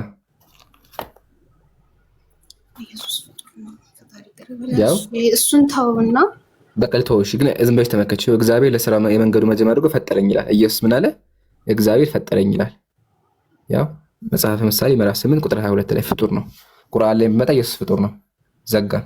ስለዚህ ክርስቲያኖች የሚያመልኩት ፍጡር ነው፣ ወንድ ልጅ ነው። የሉቃስ ወንጌል ላይ እንነጋገርና የእናንተ አምላክ ብቸኛ የሆነ ፍጡር ነው ሲባል ማለት ወደኛ እንምጣ። ወደኛ ስንመጣ ደግሞ አምላካችን ምን አለ? ቁርአን ላይ አላሁ ኻሊቁ ኩሊ ሸይ አለ። አላህ የሁሉ ነገር ፈጣሪ ነው አለ። አምላካችን ፈጣሪ ነው እንጂ ፍጡር አይደለም። ጀሚኡ ማሲዋ ፈወ መክሉቅ፣ ከአላህ ውጭ ያለ በሙሉ ፍጡር ነው። የትኛውም ሙስሊም አላህ ፍጡር ነው አይልም። እንደዛ ያለ ካለ ፈወ ካፊር ከሃዲ ነው። ቁርአን ላይ ብትሄጂ ሐዲስ ላይ ብትሄጂ አላህ ፍጡር ነው የሚል ነገር ጭራሽ ነው የለም። እንደዛ የሚል ጭራሽ ነው የለም። አላህ ፈጣሪ ነው። አላህ ቃለ መሃላችሁ ላይ ሄዶ የነሳ ስትወርጉምልኝ እሱም ብቸኛ የሆነ ፍጡር ነው አይልም። ቃል ላምጣልሽ ቃለ መሃላ አንቺ ራሱ ላምጣ እንዴ አድሚኖች ትዝታን እንዳታስወርዷት። እሺ ሻሃዳ ብላ ነው የገባችው። ይምሩ አፋን እሺ አይቢ ትዝታ ሻሃዳ እንድትይዝ ነው። እሺ ታይሻል። አሁን ሻሃዳ ስንል የሚለው ይሄን ነው። ቃለ ረሱሉላህ የአላህ መልእክተኛ እንደዚህ አሉ። መን ሸሂደ የመሰከረ ቃለ መሐላው ይሄ ነው። ላኢላሃ ኢላላህ ከአላህ ውጪ አምላክ የለም ብሎ የመሰከረ ከእሱ ውጭ ያለው ፍጡር ነው ማለት ነው። እሱ ግን ፈጣሪ ነው። ከእሱ ውጭ ሌላ አምላክ የለም። ወአነ ሙሐመደን ነብዩ ሙሐመድ ደግሞ የአላህ ባሪያ ናቸው፣ እንዲሁም የአላህ መልእክተኛ ናቸው። ሙኽሊሰን በልቡ ጥርት አድርጎ ካመነ ጀነት ገባ አሉ። አይሻ ቃለ መሐላ ይሄ ነው። ቃለ መሐላ ላይ ፍጡር የሚል ነገር ጭራሽ ነው የለም ሳይሆን ይሄ አሁን በአረብኛ ልከዋላ ትርጉም በትክክል ትርጉም ግን በምላሳት እሱም አንድ ነው፣ አንድ የሆነ ጌታ ነው አለችና ብቸኛ የሆነ ፍጡር ነው አለች። መጨረሻ ነብዩ መሐመድ ከሆነ ነብዩ መሐመድ ፍጡር ናቸው፣ ባሪያ ናቸው። አሁን ለምሳሌ እኔን ቃል የምታስገባኛላ ገና ወደ እናንተ እምነት ስመጣ ይሄ ነው ቃሉ ሙሉ ቃሉ አይሻ ይሄ ቃል ነው። ትርጉሙ እስካን ምንድን ነው የሚለው? ከአላህ በስተቀር ሌላ አምላክ እንደሌላ መሰክራለሁ። ይሄ ብቻ ነው። እሷ ግን ስትተረጉምልኝ ይሄ ቀጥሎ አለ። ቀጥሎ ወአነ ሙሐመድ አብዱሁ ወረሱሉ ይሄ አለ። ቀጥሎ ያው ይሄ ነው ሙሉ ይሄ ነው።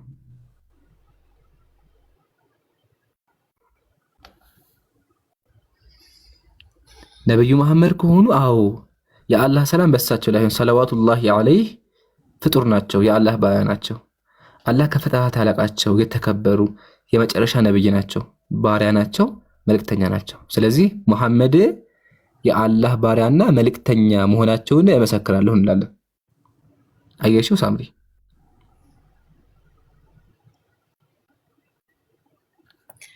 እሱ አንድ ፍጡር ነው። የለም እንደዛ የሚል ጭራሽ ነው የለም። እሺ እንደው ሜቢ አሳይተሽ ከሆነ እንኳን ስህተት ነው። እንደዛ የሚል የለም።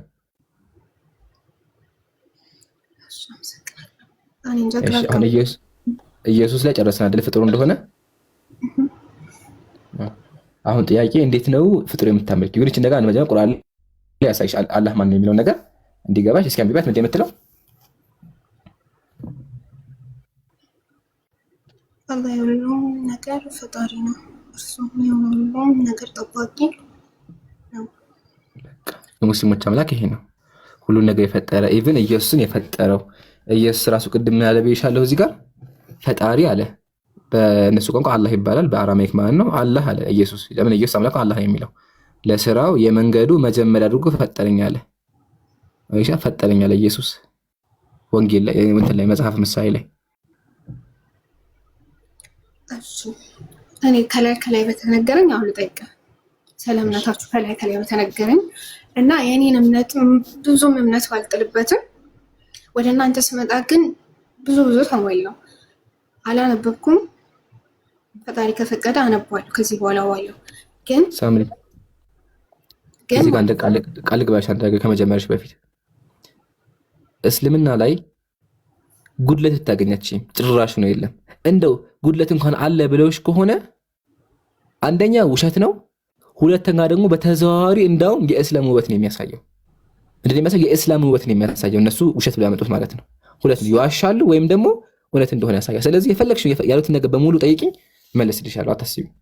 እሺ በመጀመሪያ ጥያቄን ስማኝና የመጀመሪያ አንደኛ ጥያቄ ለምንድን ነው የእናንተ ሴቶች እድሜያቸው ሳይደርስ ለትዳር የሚታጩት? አንድ ሁለተኛ ጥያቄ ደግሞ አንድ ሴት ከወንድ ጋር ከተገኘች እኔ እሱን ታብራራልኛለህ አላውቅም። ከተገኘች ከአንገቷ በላይ ተቀብራ ድንጋይ እየተወረወረባት እንድትሞት ትደረጋለች። ሁለተኛ ሶስተኛ ጥያቄ ደግሞ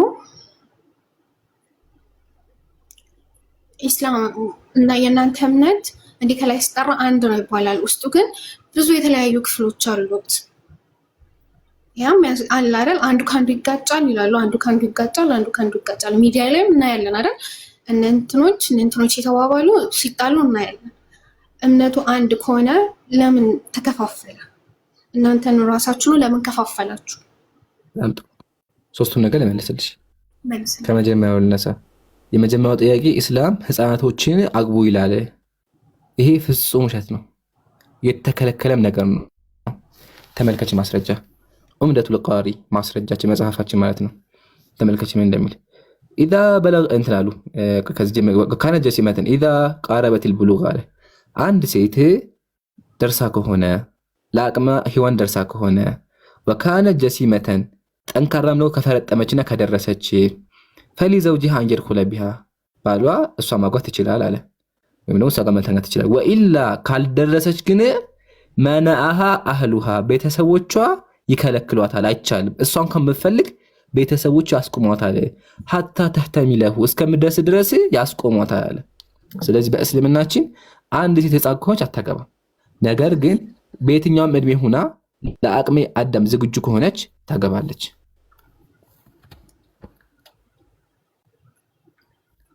አይሽ አይደለ? እንዳውም ትከለከላለች። እሷ እንኳን ፈልጋ ቢሆን እኮ አንድ ይቅርታ አድርግልኝና ማለት ነው የእናንተ ነብይ ለምን ተገበሩት? እሺ መጽሐፋችሁ የሚከለክል ከሆነ ነብያችሁ ለምን ተገበሩት? እሺ ነብዩ ሰለላሁ ዐለይሂ ወሰለም አይሻን አግብተዋል። ግን አይሻ ሲያገባት አይሻ ረዲየላሁ ዐንሃ ደርሳ ነበረ። ደርሳ እንደነበረ በምን አወቃችሁ ትኛለሽ አይደለም? ሳምሪ አንድ ጥያቄ ልጠይቅሽ ነው። ህፃን ልጆች እንደው አስተማሪ ይሆናሉ? አስተማሪን ያስተምራሉ? እሺ ህፃን ልጆች አንድ ሴት አውቃ ካስተማረች ደርሳለች ማለት ነው?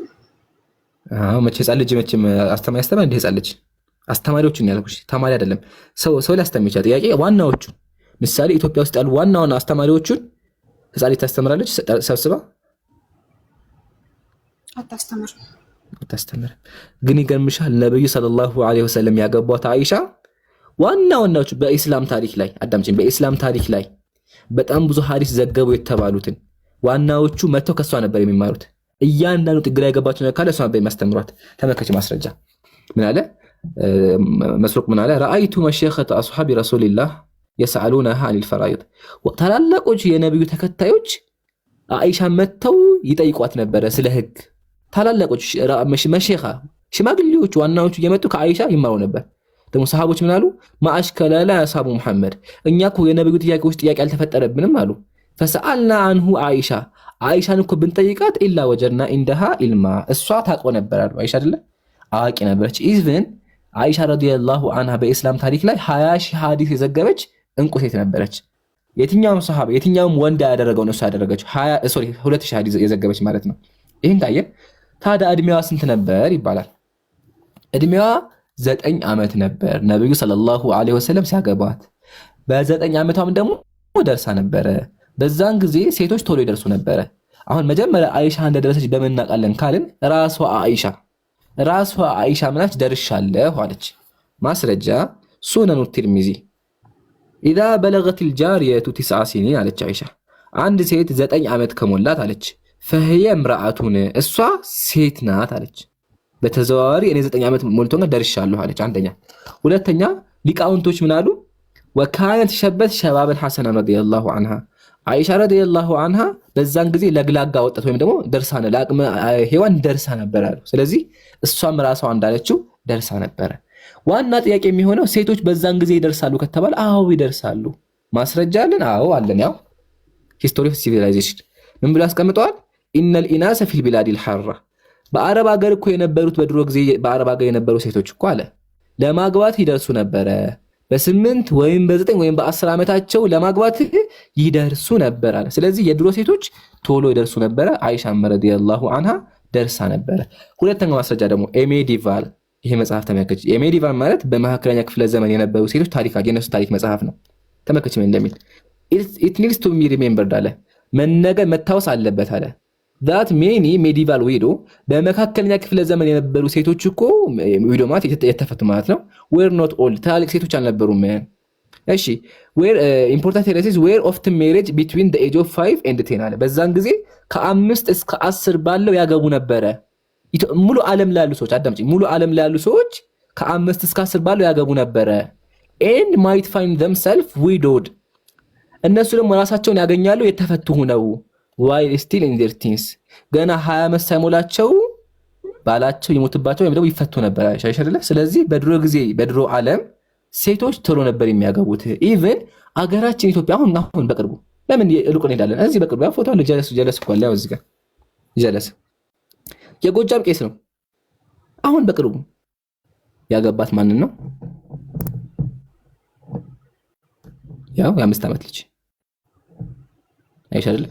ስለዚህ በድሮ ጊዜ ሴቶች ቶሎ ይደርሳሉ። ዋናው ደግሞ አይሻ ረዲየላሁ ዐንሃ እንደደረሰች ማረጋገጣችን ነው። አሁን ይሄን ካየን በኢትዮጵያ ነው። በኢትዮጵያ ሴቶች በስንት ዓመታቸው ያገቡ ነበር ካልሽን ደግሞ በኢትዮጵያ ብንመጣ በ12 ዓመታቸው ነበር ሴቶች የሚያገቡት። ያው ፍትሐ ነገሥት ማለት ኢትዮጵያ የምትተዳደርበት ህግ ነው፣ የቤተክርስቲያን ህግ ነው። መጽሐፉን የህግ መጽሐፍ ምን ይላል? የሚጋቡትም የሴት የወንድ አማካይ መጠን የደረሱ ይሆኑ፣ ወንዱ 20 ዓመት ይሁነው፣ ሴቷ 12 ዓመት ይሁናት ይላል። በ12 ዓመቷ ታግባ ይላል። እና ይሄን ይመስላል። ኢቭን ደግሞ አንድ ጨምርሽን ይበቃል። አሁን ደግሞ ዋናው እንግሊዞች ናቸው። እንግሊዞች ከ300 ዓመት በፊት በስንት ዓመታቸው ያገባሉ የሚል ጥያቄ ይነሳል። ከተነሳ በ7 ዓመት ጀምሮ ያገቡ ነበር እንግሊዞች ራሱ። ያው ኤዳጀስት ላው ኦፍ ኢንግላንድ የእንግሊዝ ህግ መጽሐፍ ነው፣ የእንግሊዝ ማለት ነው። ምን ይላል? አፖን ሰች መሄጅ አለ በእንደዚያ ጋብቻ ጊዜ አለ the wife shall be indoor ሴቷ ትጣቻለች አለ if she attain the age of 9 ሴቷ 9 ዓመት ከሞላ ታገባለች። whatever her husband be አለ ባሏ የፈለገው ዓመት እንኳን ቢሆነው እሷ 9 ዓመት ከሞላ ታገባለች አለ። ስለዚህ በድሮ ጊዜ ሴቶች ቶሎ ይደርሳሉ። ከታሪክም ከክርስትናም አቅርቤልሻለሁ። አይሻ ደግሞ ራሷ ደርሳለች። ከመድረስም አልፎ ጦር የመራች ሐዲስ የዘገበች አዋቂ ነበረች።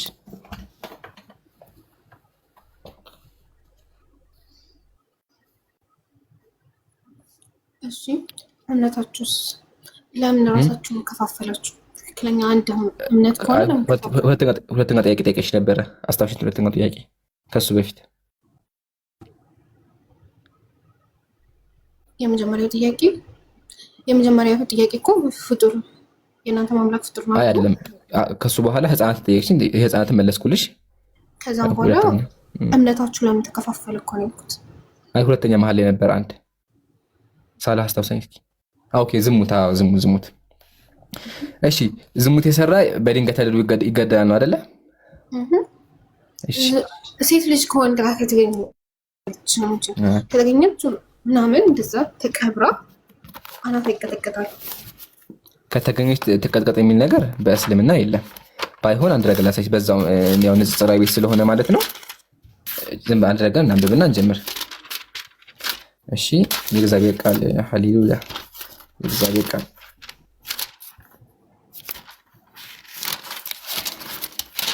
እናንተ ሰዎች የእግዚአብሔር ቃል ጠፋብኝ እኮ። በቃ በሞባይል ወጣላችሁ።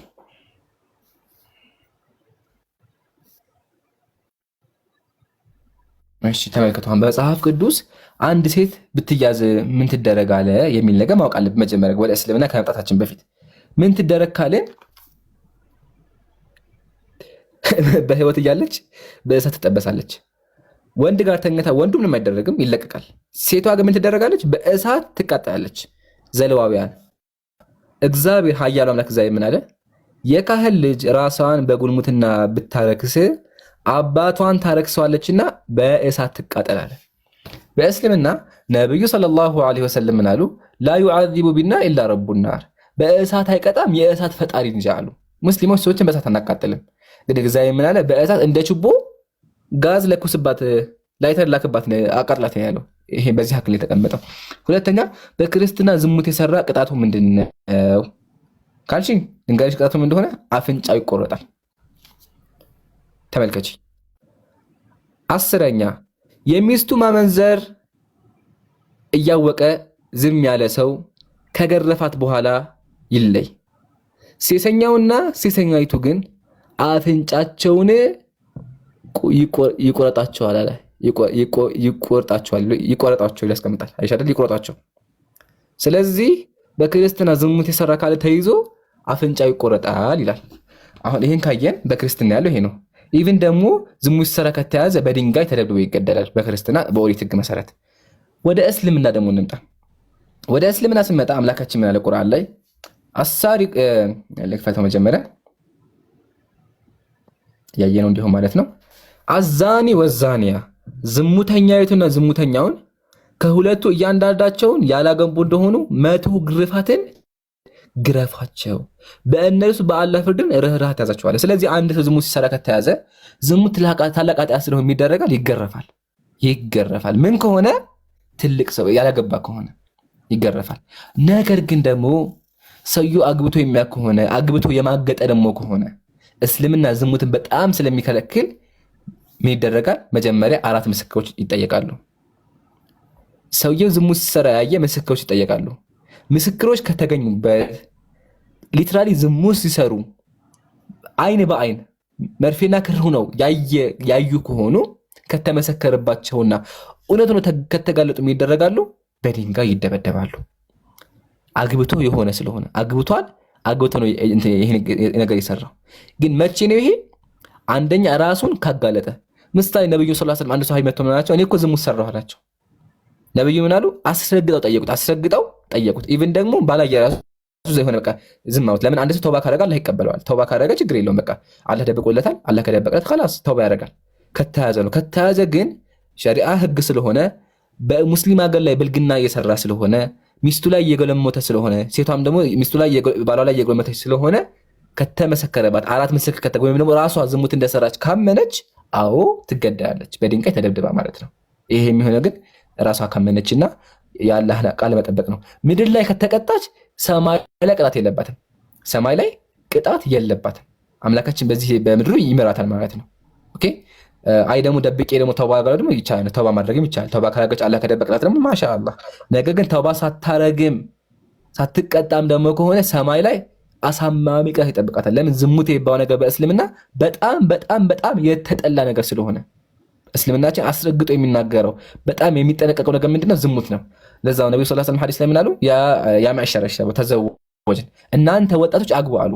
ወጣት ካለ ማግባት አለበት። خلاص ዝሙት የሚባል እንደዚህ ህገ ወጥ የለም። እንደ ክርስትናው መጀናጀን ፍቅረኛ የለም። ቀጥታ ወደ ትዳር ነው። ከጋብቻ ውጭ ያለ ነገር በሙሉ አይፈቀድም። ስለዚህ በዚህ አንጻር ነው የተቀመጠው። በክርስትና ግን አፍንጫቸው ይቆረጣል የሚለውን ያው አይተሻል ብዬ አስባለሁ።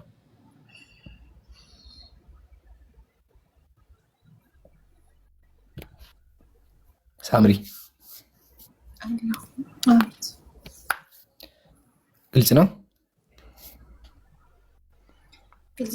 እሱ ለእናንተ ለምን ተከፋፈለ? እሱም ታስረዳኝ። በጣም ጥሩ። እሺ የመጀመሪያ ወደዚህ ጥያቄ ስንመጣ የምልሽ ምንድነው ይሄ ጥያቄ አንቺ አይመለከት። መጀመሪያ ለምን ካልሽኝ አንድ ገራሚ ምሳሌ አስቀምጥልሽ። ውጭ ዝናብ እየዘነበ ነው። ዝናብ ሲሆንብሽ ዘለሽ የምታደርጊው ምንድነው? ከዝናብ ራስሽን የምታደኘው ወደ አግኘሽው ቤት ትገቢያለሽ። ግን ዝናብ እየተመታሽ ውጭ ሆነሽ ገብቼ ሳሎን ልግባ ወይስ መኝታ ቤት ብለሽ ዝናብ አትመችም። መጀመሪያ ስቴፕ ምንድን የሚሆነው? ራስሽን ከዝናቡ አድነሽ ወደ ቤት መግባት። ወደ ቤቱ ከገባሽ በኋላ መኝታ ቤት ልቀመጥ ወይስ ሳሎን ወይስ ደግሞ ክሽን የሚሆን ታስቢበታለሽ። ስለዚህ መጀመሪያ ምክሬ ምንድነው? ራስሽን አድኚ። የትኛውም ሙስሊም ብትሄጂ ላኢላሃ ኢላላህ ሙሐመድ ረሱሉላህ ይላል። ይሄን ቃል እመኝ። ይሄን ቃል ካመንሽ በኋላ የትኛው ትክክለኛ ቢሆን ተመረምሪያለሽ። ታዲያ እስላሞች ለምን ተከፋችሁ? ሙስሊሞች ለምን ትከፋላችሁ ካልሽኝ መጀመሪያ አንድ ነገር ማወቅ አለብሽ። ሁልጊዜ ብርሃንን የሚቃወሙ የምንፍቅና ትምህርቶች ይፈጠራሉ። ምንፍቅና እንላቸዋለን። ነብዩ አስረግጠው ምን አሉ? አለይኩም ቢሱነቲ፣ ሙስሊሞች ሆይ አሉ፣ አለይኩም ቢሱነቲ፣ የኔን ሱና ተከተሉ። እኔ ያስተማርኩትን ነገር በሙሉ አጥብቃችሁ ያዙ። ወሱነቲል ኹለፋኢ ራሺዲን አልመህዲይን፣ ከኔ በኋላ የመጡትን የአራቱን አኢማዎችን የሰሃቦችን ሱና ተከተሉ አሉ። አዱ ዐለይሃ ቢነዋጅዝ፣ አጥብቃችሁ ያዟቸው። ወኢያኩም ወሙሕደሳቲል ኡሙሪ፣ አዲስ ነገር እስልምና ላይ እንዳትጨምሩ። ሁሉም ጭማሪ ጥመት ነው፣ ጥመት የእሳት ነው አሉ። በቃ ይሄ አራት ግልጽ የሆነ መግለጫ ነው። ስለዚህ ሙስሊሞች ምንድነው የምናደርገው? ቁርአን ያለውን እንቀበላለን፣ ሐዲስ ያለውን እንቀበላለን። እስልምና ላይ አንጨምርም። ግን ደግሞ ምን ተፈጠረ? ከዚህ ውጭ ያሉ ሌሎች ሰዎች አሉ እስልምና ላይ የስተት ትምህርት የሚጨምሩ። ምሳሌ ከነሱ አላህ ይጠብቀና ምን የሚሉ አሉ? የነብዩን ልደት እናከብራለን የሚሉ አሉ። ልደት ብለው ማለት ነው። ሱብሃንአላህ። ሱሐቦች ያላከበሩትን፣ ታቢዒዎች ያላከበሩትን፣ ሊቃውንቶች ያላዘዙትን ነገር እኛ ነብዩን እንወዳለን ብለው የነብዩን ልደት ያከብራሉ። ያከበረ የለም። ለምን እናከብራለን? ነብዩ ለና ዒዳን፣ ሙስሊሞች ያለ ሁለት በዓል ነው አሉ። ሁለት በዓል አለን እያሉ ነብዩ ኢድና ኢደል አድሃና ኢደል ፍጥር እያሉ ሶስተኛ በዓል መውሊድ አለ ይላሉ። ቀጥሎ ነብዩን እርዱኝ ይላሉ። ነቢያችን ነው ላቱጥሩኒ፣ እናንተ ሙስሊሞች ሆይ እኔን ከፍ ከፍ አታድርጉኝ፣ እኔ የአላህ ባሪያ ነኝ በሉ አሉ። ይሄ ነብዩ እያሉ ምን ያደርጋሉ እነሱ? ነብዩ ሆይ እርዱኝ እያሉ ነብዩን ይለምናሉ። ነብዩ አማልዱን እያሉ ነብዩ እንደው ያደርጋሉ። ይሄ ጥመት ነው።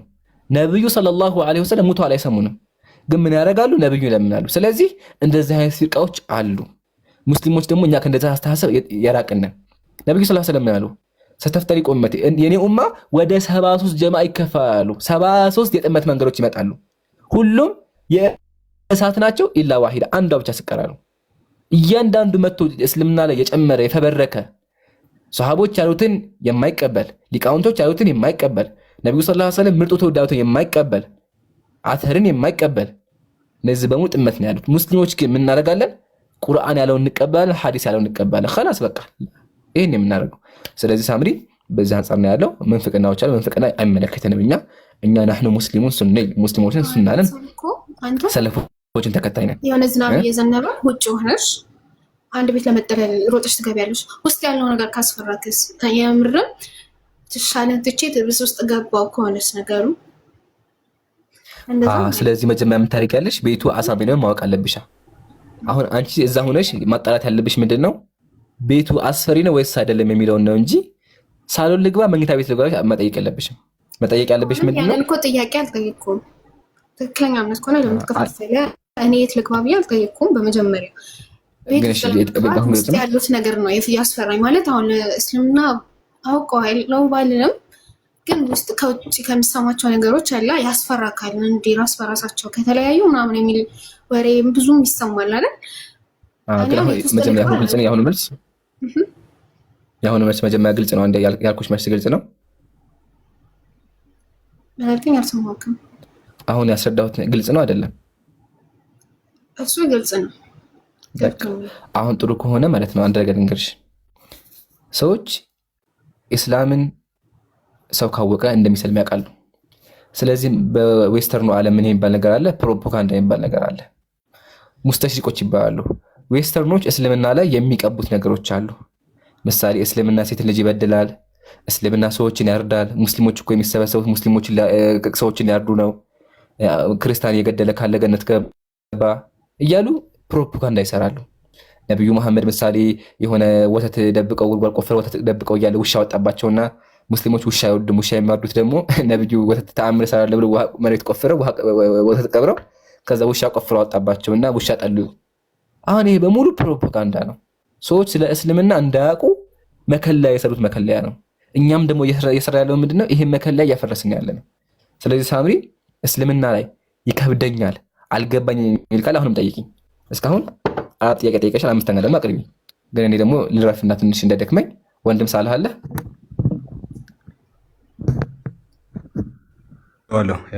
ኢንሻአላህ። አሁን ደግሞ አስቀጥላ ከተመቻ ስለዚህ እስልምና አንድ ነው እያልከኝ ነው። ምንም የሚተከፋፈል ክፍል የለውም፣ አንድ ብቻ ነው እስልምና። ሳምሪ ቅድም ኢምራን ነግሮሻልና እስልምናችን አንድ ነው። ነገር ግን ሰዎች ከጊዜ በኋላ እየመጡ የተለያየ ነገራቶችን ወደ ሃይማኖት ይጨምራሉ። ኦኬ፣ እንደዛ አይነት አመለካከቶች አሉ። ይህንን የአላህ መልእክተኛ አስቀድሞ ነግረውናል። እነዚህ የሚነሱ ሰዎች አሉ፣ የራሳቸውን እምነት የሚያመጡ የራሳቸውን ፍልስፍና የሚያቀርቡ ሰዎች አሉና እነዚህ ነገራቶች ይኖራሉ። በየትኛው እምነት ውስጥ ያለ ነገር ነው ይሄኛው። ነገር ግን ከነዛ ሰዎች መጠንቀቅ እንዳለብንና እውነተኛው መንገድ ደግሞ በምን መልኩ መያዝ እንዳለብን የአላህ መልእክተኛ ስለነገሩን በቀላሉ ውሸት ላይ እንዳሉ እነሱ ልክ ላይ እንዳልሆኑ ልናገኝ እንችላለን። ትክክለኛው መንገድ የትኛው እንደሆነ በቀላሉ እኛ እንረዳለን ነው። በቁርአንና በሱና ይህን ነገር ማጣራት እንችላለን።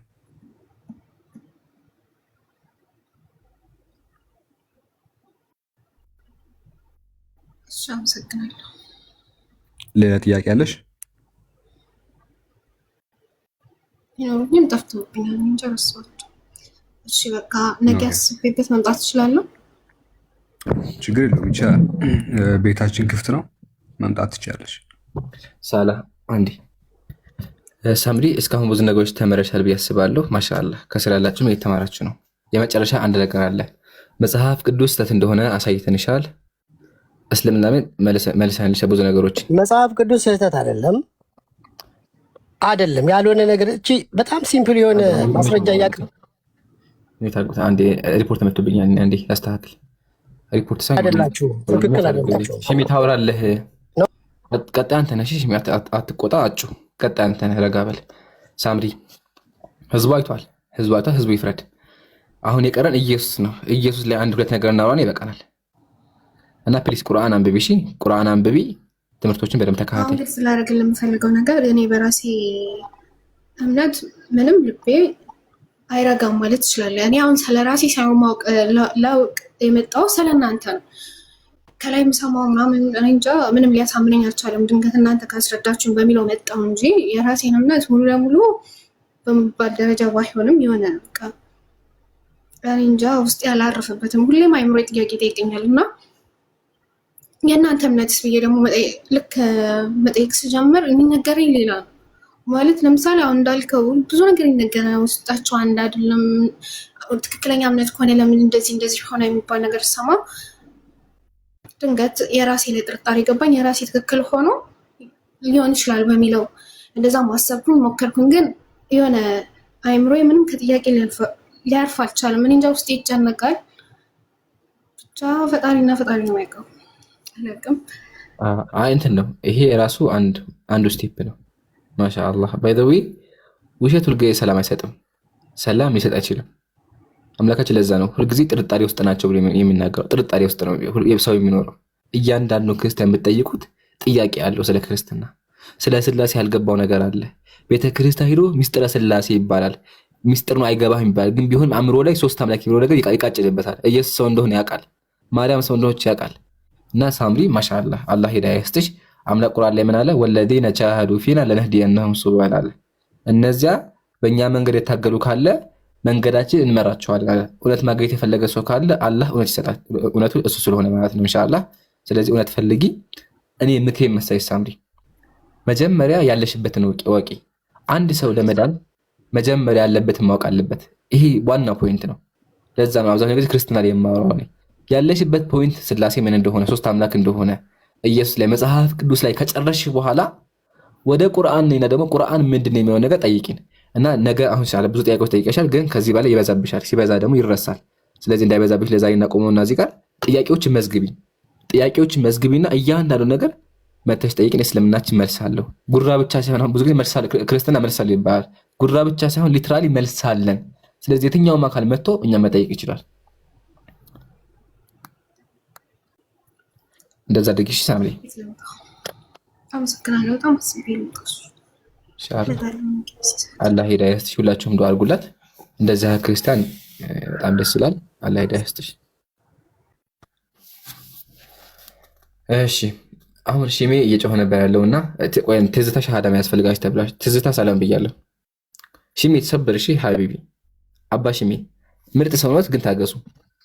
ችግር የለም አባዬ፣ ችግር የለም። አይ ምርጥ ሰው ነው አንተ። ማሻአላ ይመች። እኔም አንተ ምርጥ ነው። በጣም ነው የምወደህ። ሪሊ እውነቴን ነው የምልህ። በጣም ነው የማከብርህ የምወደህ። ግን የምትሄድበት መንገድ ሪሊ ዲቫይን የሆነ መለኮታዊ እገዛ ይፈልጋል። ሐዋርያው ጳውሎስ በህግ በጣም የበረታ ሰው ነበረ። ህጉን በደንብ ጠንቅቆ የሚያውቅ፣ ስለ ህጉ የሚቀና። ልጨርስ ሀሳብ ነው ያው አጭር። አንድ ደቂቃ ነው የማውራው። አንድ ደቂቃ ነው የማውራው እና እሱን ሊመልስ የሚችለው አንድ ነገር ብቻ ነበረ፣ መለኮታዊ ጣልቃ ገብነት ነበር። ኢየሱስ በደማስቆ መንገድ ላይ ሳውል ሳውል ስለምን ታሳድደኛለህ አለው። እንዴ አለ፣ አንተ ማነህ አለው። አንተ የምታሳድደኝ የናዝሬቱ ኢየሱስ ነኝ አለው። ጌታ ሆይ ምን አደርግ ዘንድ ትወዳለህ አለ። ታሪኩን ሐዋርያት ሥራ ላይ ታገኘዋለህ። እንደዚህ አይነት አንዳንድ ኢየሱስ ራሱ ዲቫይን በሆነ መልኩ ገብቶ ካልመለሰ በስተቀር በጣም ከባድ የሆነ እንትን አለ። ምንም ችግር የለውም። ግን ኢንዘ ሎንግ ረን ጌታ በጣም ማምነው ለብዙዎቻችሁ ለእስልምና እምነት ተከታዮች ቅን ወንድሞቼ የእግዚአብሔር ብርሃን እንደሚበራላችሁ በጣም ተስፋ አደርጋለሁ። በጣም አምናለሁ። ይሄን የእግዚአብሔር ብርሃን ክርስቶስ ራሱ ይበራላችኋል። ጨለማውን ከብርሃን የምትለዩበትን እንትን ይሰጣል። ነው ችግር የለም። ግን አሁን ወደ ፖይንቱ ስንመጣ እናንተ አሁን አይደለማ ትዝታ ላስቀረት ትቀጥላለህ። ፕሊዝ ትዝታን ላውራት ፕሊዝ። እሺ ችግር የለም። በመጀመሪያ ሙስሊሞች ብርሃን ላይ ያለ ነው። አላሁ ኑሩ ሰማዋት ይውላል። አምላካችን ብርሃን ነው። ብርሃን ላይ ምን ያለ ነው? ብርሃን መንገዱ ነው አይደለም? መንገዱ እንኳን አዎ ብርሃን ላይ ያለ ነው። እናንተ ናችሁ ጨለማ ላይ ያላችሁት። ኢንሻአላህ እሱን አላህ ይግለጥላችሁ። ዱዓ እናደርግላችኋለን። አሁንም አልሐምዱሊላህ ብዙ ሰው ተምሯል። ቀጥሎ ደግሞ ኢየሱስ ካልገለጠልህ አይሆንም አለ። በቃ ይሄን ያላችሁ ክርስትና እንደዚህ በግልጠት ከሆነ ሰው ሊገባው አይችልም። የቅድሙ ፓስተር ደውዬለት ምንድን ነው ያለው? ጸልያለሁ። በቃ እኔ ብዙ ያልገባኝ ነገር አለ። ይሄኛንም ጥያቄ ጸልዬ መልስ እፈልግልሃለሁ። አልገባኝም። እኔም አንተም ጸልይልሃለሁ ነው የሚሉት። ሐቢቢ ትክክለኛ ከሆነ መጽሐፍ ከፍተህ መሞገት ማስረዳት መቻል አለብህ እንጂ ተደፋፍኖ በጸሎት የሚባል ነገር አይሰራም። ይወታል። ትዝታ ሰላም ብያለሁ። ሰላም እንዴት ናችሁ? ሰላሙን አላ መን ተቢዐል ሁዳ። እኔ አንድ ጥያቄ አለኝ፣ ግን ሁሉን ነገር ተምሬያለሁ። ሁሌ ከታችኛ ይማራለሁ። እምነት ማለት ከልብ የሚስማማ የሆነ ነገር ነው። ክርስትና ብርሃን ቢሆን ኖሮ ልቤ ባልተጨነቀ ነበረ። የምር ዛሬ ቀኑን ሙሉ አልበላሁም። በቃ የሚጨንቅ ነገር አለው፣ ከልብ አይስማማም። በቃ ተምሬያለሁ ሁሉን ነገር ከታች ሆኜ ማለት ነው። አልገባም፣ አልጠይቅም። ውስጥ ያሉ ነገሮች ነብዩ መርዝ በሉ፣ ለምን የ6 ዓመት አገቡ ምናምን፣ እሱ አይመለከተኝም። መጀመሪያው እስልምና ዋናው መጀመሪያው ነው የሚመቸው። ክርስትና ደግሞ ገድላት ደርሳን የሆነ ውስጡ ያሉ ነገሮች አይደሉም ያሳሰቡኝ፣ ከጅምሩም ከስላሴ ማለት ነው። ክርስትና ጅምሩ ራሱ አይመችም። እስልምና ደግሞ ለምን ውስጥ ገብቼ አሁን ልጅቷ ስጠይቅ የቆየችው ዝም ብሎ አልሆነ ነገር ላይ ነው። እኔ ደግሞ ውስጡ ያሉ ነገሮች እነዛ እንትን አይሉኝም እና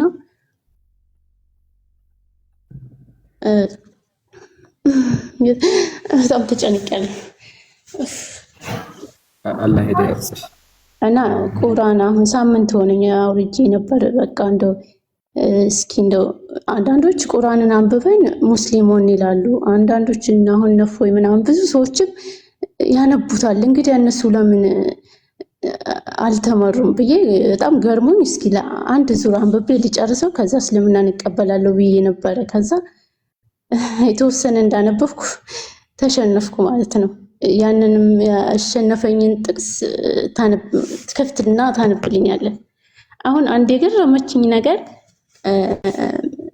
ከምዕራፍ 1 ጀምሬ ነበር ያነበብኩት። ምዕራፍ 2 6 ወይ 7ኛዋ እሷ ብትነግረኝ ምን ለማለት ፈልጎ ነው? ምዕራፍ 2 7 አይ እሺ፣ በጣም ገርሞኝ ነው። በቃ አለ አይደለ? እሺ ላንብብልሽ ነው ላስረዳሽ። ከፍ ብዬ ላንብብልሽ ከቁጥር እንዲገባን ከቁጥር 4 እንጀምራ። ከቁጥር 3 5 እንጀምራ፣ ችግር የለውም። እነዚያ ከጌታቸው የላማ ምዕራፍ ጋር አይ እሺ፣ እንደዚህ ይላል። እነዚያ ከጌታቸው በመማት ላይ ናቸው፣ እነዚያ እነሱ ፍላጎታቸው ያገኙ ናቸው አለ። እነዚያ የካዱ ሰዎች ብታስፈራራቸውም ባታስፈራራቸውም በእነርሱ ላይ እኩል ነው፣ አያምኑም አለ። ሰዎቹ ኦሬዲ እሱና ቀጥሎ ያለው በጣም ይገርመኝ። ኢንሻአላህ የሚታገና ያሳይ ችግር የለውም። እሺ አላህ ይላያዝሽ የሚታገሽ አዳምጪ። ከዛ ምን አለ? ብታስፈራራቸውም ባታስፈራራቸውም አያምኑም አለ። ሰዎች ኦሬዲ ከሃዲ ናቸው፣ እውነትን አይፈልጉም። ከዛ አላህ በልቦቻቸው ላይ በመስሚያቸው ላይ አትሞባቸዋል፣ በአይናቸው ላይ መሸፈኞች አሉ፣ ለነሱም ቅጣት ታላቅ ቅጣት አለላቸው አለ። ሰዎቹ መጀመሪያ አይሰሙ፣ የማይሰሙ ስለሆነ አምላክ አላህ Subhanahu Wa Ta'ala ባለመስማታቸው ስለማይሰሙም ጨምሮባቸዋል፣ ሌላ ተጨማሪ ቅጣት ጨምሮባቸዋል። እሱ ምንድነው? ኺታም ይባላል። የአላህ ቁጣ እንዲሁም መጨነቅም ጨምሮባቸዋል። ስለዚህ አዎ የአላህ ቃል ተነግሮት የሚያምን ካለ የአላህ ቃል ተነግሮት የማይቀበል ካለ የአላህ ቅጣት በሱ ላይ ቅጣቱ ደግሞ ምድርም ዘላለማዊ ነው ማለት ነው። እንደው እንዲገባሽም በዛው በአንድ አይነት እንዲሁም ማለት በዛኛው ያለው ክርስቲያኑ ህዝቡን ክርስቲያኑም እንዲያውቅ ምሳሌ እኔ ደግሞ እንዴት እውነትን ፈልጉ እያለ እንዴት ለምን ያትምብናል? አምሳሌ ብዙ እውነትን እያወቀን አሁን ቆይቻለሁ ማለት ነው። ግን የሆነ አሉ ደግሞ ምንም የማይመስላቸው አሉ እና ለምን የሚያትምባቸው? ጥሩ ጥያቄ። እስኪ ቻን ቢባታ እንዲገባሽ ምንድነው የምትለው? አላህ ውዴታውን የተከተሉ ሰዎችን የሰላምን መንገዶች በእርሱ ይመራቸዋል፣ በፍቃዱም ከጨለማ ወደ ብርሃን ያወጣቸዋል፣ ወደ ቀጥተኛ መንገድም ይመራቸዋል። አምላክ ነው መሪዎች ትዝታ አይሽ አይደለ? ስለዚህ አላህ ውዴታን የተከተለ ሰው ካለ እውነትን የፈለገ ሰው ካለ ወደ ቀጥተኛው መንገድ ያመጣዋል፣ ከጨለማ ወደ ብርሃን ያወጣዋል። አይሽ አይደለ? እነዚህ ለማን ናቸው? ውዴታውን የተከተሉት ናቸው። ቀጥሎ አምላካችን ምን አለ? አላህ እነዚያ ያመኑትን ሰዎች አለ ለእነዚያ በእሱ ለተከራከሩት በፍቃዱ መራቸዋል። ያመኑ ካሉ ምን ያደርጋቸዋል? አላህ ይመራቸዋል። እውነትን ደግሞ ተነግሯቸው እየተነገራቸው እውነት ግን የማያምኑ ደግሞ ከሆኑ ምን ያጋጥማቸዋል ካልን ይቀጣሉ። ቅጣቱ ምንድነው? አለመስማታቸው ላይ አለመስማት ይጨመርባቸዋል። አምላካችን ምን አለ? ኢነላህ ላ የህዲ መን ሁወ ከዛብ። አላህ እርሱ ውሸታም ከሃዲ የሆነን ሰው አያቀናም አለ። አላህ አንድ ሰው ኦሬዲ ከሃዲ ሆኖ አይመራውም። እሺ ኸይር ሳላ ከተመቸው ትንሽ ቢቆይ ጥሩ ነው፣ ካልሆነ ችግር የለውም። እሺ ስለዚህ አይመራቸውም። ለምን? ከሃዲ ስለሆኑ። እዚህ ግን ጥያቄ ይፈጠራል። ጥያቄው ምንድነው? ሰዎቹ ከሃዲ ከሆኑ አላህ ለምንድነው ከሃዲዎችን የማይመራው? ሙስሊሞች እኮ ኦሬዲ ተመርተዋል የሚባል ነገር ጥያቄ ይፈጠራል። አምላካችን ቁርአን ላይ ራሱ መለሰው። ምን ብሎ መለሰው? እዛው መልስ እንመከተው። ከእምነታቸው በኋላ መልእክተኛ እውነት መሆናቸውን ከመሰከሩ በኋላ የተብራሩ አንቀጾችን ከመጡላቸው በኋላ የካዱትን ህዝቦች አላህ እንዴት ያቀናል? ያስተጋባል ትዝታ። አላህ እንዴት ያቀናል? የካዱ ህዝቦችን አላህ ያቀናም። ሰዎቹ በራሳቸው ስለካዱ አላህ ክህደታቸው ላይ ክህደት ጨምሮባቸዋል የሚለውን ተመልከቺ። በተመሳሳይ ደግሞ አንድ ጥቅስ ላንብብና ይበቃኛል ማለት ነው። እንደዚህ ይላል። ኢሳያስ ደግሞ በአይናቸው እንዳያዩ በልባቸው እንዳያስተውሉ እንዳይመለሱ እኔም እንዳልፈውሳቸው ዓይናቸውን አሳወረ ልባቸውን አደነደነ ብሏልና ስለዚህ ማመን አቃታቸው አለ። እነዚህ እስራኤላውያን ለእግዚአብሔር ያደረገባቸው ምንም ሳያውቁ ዘጋባቸው። በእስልምናችን እንደዛ አስተምሮ የለም።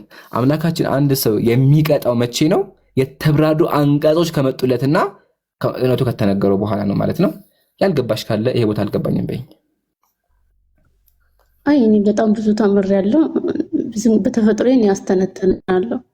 እሱ ጋር ሁሉም ጋር እየገባሁኝ ሁሌ እማራለሁ ማለት ነው። እና ከራሴ ጋር በቃ እንትን እላለሁ፣ ከራሴ ጋር እዛምደዋለሁ። እና ዛሬ ትናንትናም ልገባ ፈልጌ እምቢ አለኝ፣ እየመለሰ እምቢ አለኝ። እና ቁርአንን አንብቤ ምዕራፍ 2ን ጨረስኩት። ምዕራፍ 3 ላይ ያሸነፈኝ ጥቅስ 7ኛው ነው። በቃ እሱን ሳነብ በቃ ወሰንኩ ማለት ነው። እስኪ ክፈተው። አይ እሱ አሳመነሽ? 3ኛው 7 ላይ እስከምትከፍትላት ሰላም አለይኩም በመጀመሪያ ብያለሁኝ። ትዝታ አስተሳሰብሽ በጣም ስለገዛኝ ነው መግባት ሁሉ ፈልጌ ስላስገባችሁኝ አመሰግናለሁኝ። እንግዲህ አላህ ይምራሽ በመጀመሪያ፣ በሁለተኛም እየፈለግን ያለ ነው ከህዝቡ እንደዚህ እንዲያይ ነው እንጂ ይሄ ብሽሽቁ እንዲህ ይደረጋል እንዲህ ነው አከሌ መጥፎ ነው አከሌ እንዲህ ያደርጋል ማለቱ አይደለም። ሰዎች አምላክ ላይ ነው ፎከስ ማድረግ ያለበት ነው። አንድ ሃይማኖት ስለ አምላክ ሲያስተምር ሌላውን አካል መሳድቡ እውነተኛ ያደርገው። ዞሮ በቃ አንቺ ገብቶሻል፣ እንደዚህ አይነት ሰው ነው የምንፈልገው። ኦኬ እስልምና አጀማመሩ ደስ ይላል ነው ያልሽው፣ ስለ አንድ አምላክ። ክርስትና ግን አጀማመሩ ስላሴ ማለቱ ነው ያልሽው። በነገርሽ ላይ ስላሴ አስተምሮቱ ወንጌል ላይ የለም።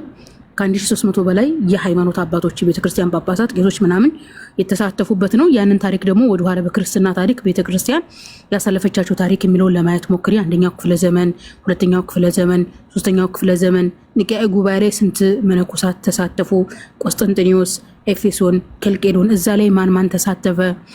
ስላሴ የሚለውን ሐሳብ ይሄ እንትኑ ጫፍ ለማግኘት ስላሴ የሚለውን ሐሳብ መደምደሚያ ለማግኘት ምን ተደርጎ ነበረ የሚለውን ለማየት ሞክሪ። አልহামዱሊላህ እስልምናን የሃይማኖት አባቶች ጠብቀው ቁርአንና ሐዲስን ጠብቀው አምጥተውልናል። ምክንያቱም ነብዩ አለይሂ ሰላቱ ወሰለም ምን አሉ? በመካከላችሁ ልዩነት ካለ ወደ አላህና ወደ መልእክተኛው ተመለሱ ነው ያሉት። ኦኬ ቁርአንና ሐዲስ ላይ ነው ፎከስ መደረግ ያለበት። ነገር ግን እንዳለመታደል ሆኖ በክርስትና ቤተክርስቲያን ታሪክ ግን በመካከላቸው ጳጳሳቱ መነኮሳቱ የሃይማኖት አባቶች ልዩነት ሲኖር አንዱ አንዱን ሲያሳድድ የነበረ እንጂ ወደ ወንጌል ባለመመለሳቸው ነው ስላሴ እንዲፈጠር የተደረገው። ለዛም አምላካችን አላህ Subhanahu Wa Ta'ala ነብዩን የላከው 1300 በላይ ቄስና መነኩሴ ተሳትፎበት ስላሴን ወንጌልን ብልሽሽት ካደረጉበት በኋላ አንዱን ነብዩ መሐመድን አለይሂ ሰላቱ ወሰላምን ላከ። እንግዲህ መነኮሳቱ ይጽፋሉ ያነባሉ፣ ቅዱስ የተባሉ መንፈስ ቅዱስ ተገለጠላቸው የተባሉ ነበሩ። ነገር ግን ነብዩ መሐመድ አለይሂ ሰላቱ ወሰላም አንድ ናቸው፣ አይጽፉም አያነቡም። ነገር ግን ከአምላክ ስለሆኑ ወደተኛ አስተምሮቶቸው እዚህ ደርሷል ማለት ነው። ቀጥሉ ያ ጀማዓ። ይቅር በይኝ፣ አንቺን ራሱ አልወድሽም ነበረ ማለት ይው አሁን ነው ማለት ይው ተቃራኒ ስለሆነ እንትን የምትይው አይደለም። ችግር የለውም ውዴ፣ አንድ ነገር ሲገባሽ የኔ ስራ እንትን ይልሻል። ምክንያቱም የሰው ልጅ እንኳን አይደለም የሚያዘውን የጣሉትን ሲነኩበት አይወድም። ስለጠላሽኝ አልቀየምሽም። ነገሮቹ ግልጽ እስከሚሆኑልሽ ድረስ ነው የምሰራው፣ ሰው እስከሚያውቀው ድረስ ነው። እኔ በነገርሽ ላይ ሰው መበደል አልወድም። ሰዎች እውነታው ላይ እንዲደርሱ ታሪክን እኔ በነገርሽ ላይ ሃይማኖትንም አልበድልም። ሁሉም ሃይማኖት ሰውን ክፉ ሁኑ አይልም። ነገር ግን አከሌ እንዲህ ይላል አከሌ እንዲህ ይላል የሰዎች ህይወት ላይ ፎከስ የምናደርግ ሊያድነን ወደሚችል ወደ አምላክ እንጠጋ የሚል ዓላማ ነው ያለኝ። ዓላማን እንግዲህ አላህ ያሳካው። ችግር የለውም ውዴ ሀቢብቲ ይገባኛል። ያኔ አልቀየምሽም። ብቻ አንቺ እውነቱ ላይ ድረሽ፣ ብቻ አንቺ ወንጌል ይግባሽ። ሶስተኛው ምዕራፍ 7 አይ ከሱ በፊት ኢዮብ በጣም ይቅርታሽ ወገኔ፣ ወንድሜ ተካለ ተመለስ ፕሊስ። መሀል ላይ ያስገባሃለሁ ብዬ ትዝታ ያዘችኝና በዛው ረሳሁ። በጣም ይቅርታ። ካለ ተመለስ ኢዮብ። ሁለተኛ ሳላ ደግሞ ካለ አስቀጥላ ትዝታ። አይ እሺ ትዝታ፣ የሚቀር ጥያቄ ያለሽ አንቺ? ማለት ጥያቄ ሳይሆን በቃ ገርሞኝ ነው ምንስ ብዙ ሰው ከቁርአን ስህተት ይፈልጋል ውስጥ ገብቶ ያማስላል። ግን እኔ ግን ከዛ ጥቅስ ማለፍ እንደሌለብኝ ነው የተረዳው። ላውጣልሽ አንቀጹን? አዎ እሺ 3:7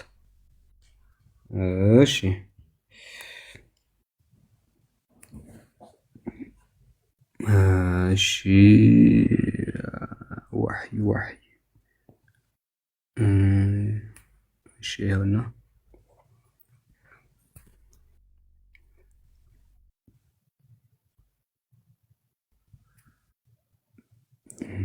አንቀጽ 7 ይኸውና አንብበው። እርሱ ያ በአንተ ላይ መጽሐፉን ያወረደ ነው። ከእርሱ ከመጽሐፉ ግልጽ የሆኑ አንቀጾች አሉ፣ እነሱ የመጽሐፉ መሰረቶች ናቸው ይላል። ኦኬ አንድ ጊዜ ሰማሉ አይደል? እርሱ ያ በአንተ ላይ መጽሐፉን ያወረደ ነው። እርሱ ከመጽሐፉ ግልጽ የሆኑ አንቀጾች አሉ፣ እነሱ የመጽሐፉ መሰረቶች ናቸው። ሌሎችም ተመሳሳዮች አሉ። እነዚያማ በልቦቻቸው ውስጥ ጥመት ያለባቸው ሰዎች መሳሳትን ለመፈለግና ትችቱን ለመፈለግ ከእርሱ የተመሳሰለውን ይከተላሉ። ትክክለኛ ትችቱንም ወይ ደግሞ ትርጓሜውንም አላህ እንጂ ብቻ እንጂ ሌላ አያውቅም። በእውቀትም የጠለቁት በእርሱ አምናል፣ ሁሉም ከጌታችን ዘንድ ነው ይላሉ። የአእምሮ ባለቤቶችም እንጂ ሌላው አይገሰጽም ብሎ ይናገራል። በቃ ከዚህ ጥቅስ ማለፍ አልቻልኩም። ምክንያቱም ስህተት ባገኙ ላይ እነዛ መመራት የማይፈልጉ ሰዎች ይላል ግልጹን ነገር ትተው ግልጽ ያልሆነውን ነገር ይከተላሉ ይላል። በትክክል የተጻፈውን ነገር ፊት ለፊት ያለውን ነገር ትተው ጥመት ያለባቸው ሰዎች መሳሳትን ለመፈለግና ትችትን ለመፈለግ ከእርሱ የተመሳሰለውን ሙተሻቢህ የሆነውን ይከተላሉ። ስለዚህ እነዛ የእውቀት ባልተቤቶች ግን ትክክለኛውን ነገር ነው የሚከተሉት ይላል። ጥመት ያለባቸው ሰዎች ደግሞ ግልጽ ነገር ትተው ጥርጣሬ ያለበትን ነገር ይከተላሉ ብሎ ይናገራልና ጥሩ የቁርአን አንቀጽ ነው። እንግዲህ ያው ፒክ ያደረግሽው ስህተት ባገኝ ራሱ ያው አገደኝ ማለት ነው የጥቅስ ያ ምክንያቱም ስህተት ግልጽ የማይሆንልኝ ነገር ካለ እሱ ስህተት ነው ማለት አይደለም። አይተሻል። ሰዎች የማይረዱት ነገር ሊኖር ይችላል። እኔ የማላውቀው ነገር ከኔ እውቀት በላይ የሚሆንብኝ ነገር አለ። ያ ነገር ደግሞ ስህተት አይደለም። ስህተት የሚባለው ልክ ያልሆነ ነገር ነው እና አንቺ የማትረጂው ነገር ቁርአን ላይ ካለ እርሱ ምንድነው ከአንቺ እውቀት በላይ የሆነ ነገር እንጂ ስህተት ነገር አይደለም ነውና እንደዛ ልንረዳው እንችላለን። ደግሞ ያልገባኝንም ደግሜ ሳነበው ይገባኛል። 2-3 ካነበብኩት በቃ ገባኝ። አሁን ይሄን እንደጻፈው ጠይቃለሁልና ደጋግሜ ሳነበው ይገባኛል። እና የሚገርም ነው እና በቃ አሁን ሻዳ የምፈልገው አሁን አይ እንደዛ ከሆነ ኢምራን የተወሰነ ካንተ ጋር ትቀጥል። አየ ሀቢቢ እሺ ጀዛኩሙላሁ ኸይረል ጀዛ። ያው ትዝታ ከሸሃዳ በፊት ያው እስልምናን በደንብ እንዳወቅሽ እንደተማርሽ ይነግርሽኛል። ማሻአላህ እኛ የምንፈልገው እንደዚህ አይነት ሰው አንድ ሰው አውቆ ተምሮ እንዲሰልም ማለት ነው። ማሻአላህ ከሸሃዳ በፊት ግን መጀመሪያ ክርስትና ላይ ያለው ስላሴ ውሸት እንደሆነ ገብቶሻል? አዎ በደንብ። በጣም ጥሩ። ኢየሱስ የአላህ ባሪያና መልእክተኛ እንደሆነ አምነሻል? አዎ በደንብ። ማሻአላህ እሺ አላህ ሱብሃነሁ ወተዓላ አንድ ፈጣሪ እንደሆነ ከሱ ውጭ ሌላ አምላክ እንደሌለ አምነሻል? አዎ በጣም ጥሩ። ነብዩ መሐመድ የአላህ ባሪያና መልእክተኛ መሆናቸውን አምነሻል? አዎ ማሻአላህ። በተዘዋዋሪ አንቺ በልብሽ አምነሻል። ስለዚህ በልብሽ አመንሽውን በአፍሽ ስትናገሪ ምን ትሆኛለሽ? ሙስሊም ትሆኛለሽ ማለት ነው ኢንሻአላህ። ስለዚህ እኔ የምለው ቃል ተከትለሽ በይ። እሺ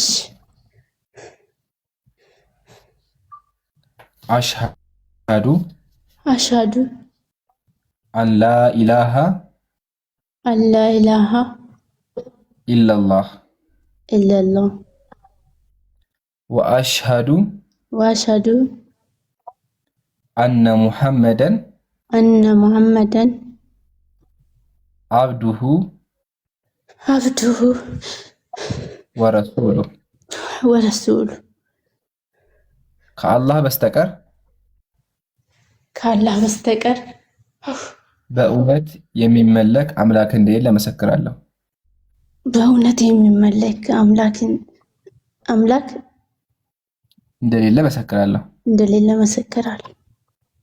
ነብዩ መሐመድም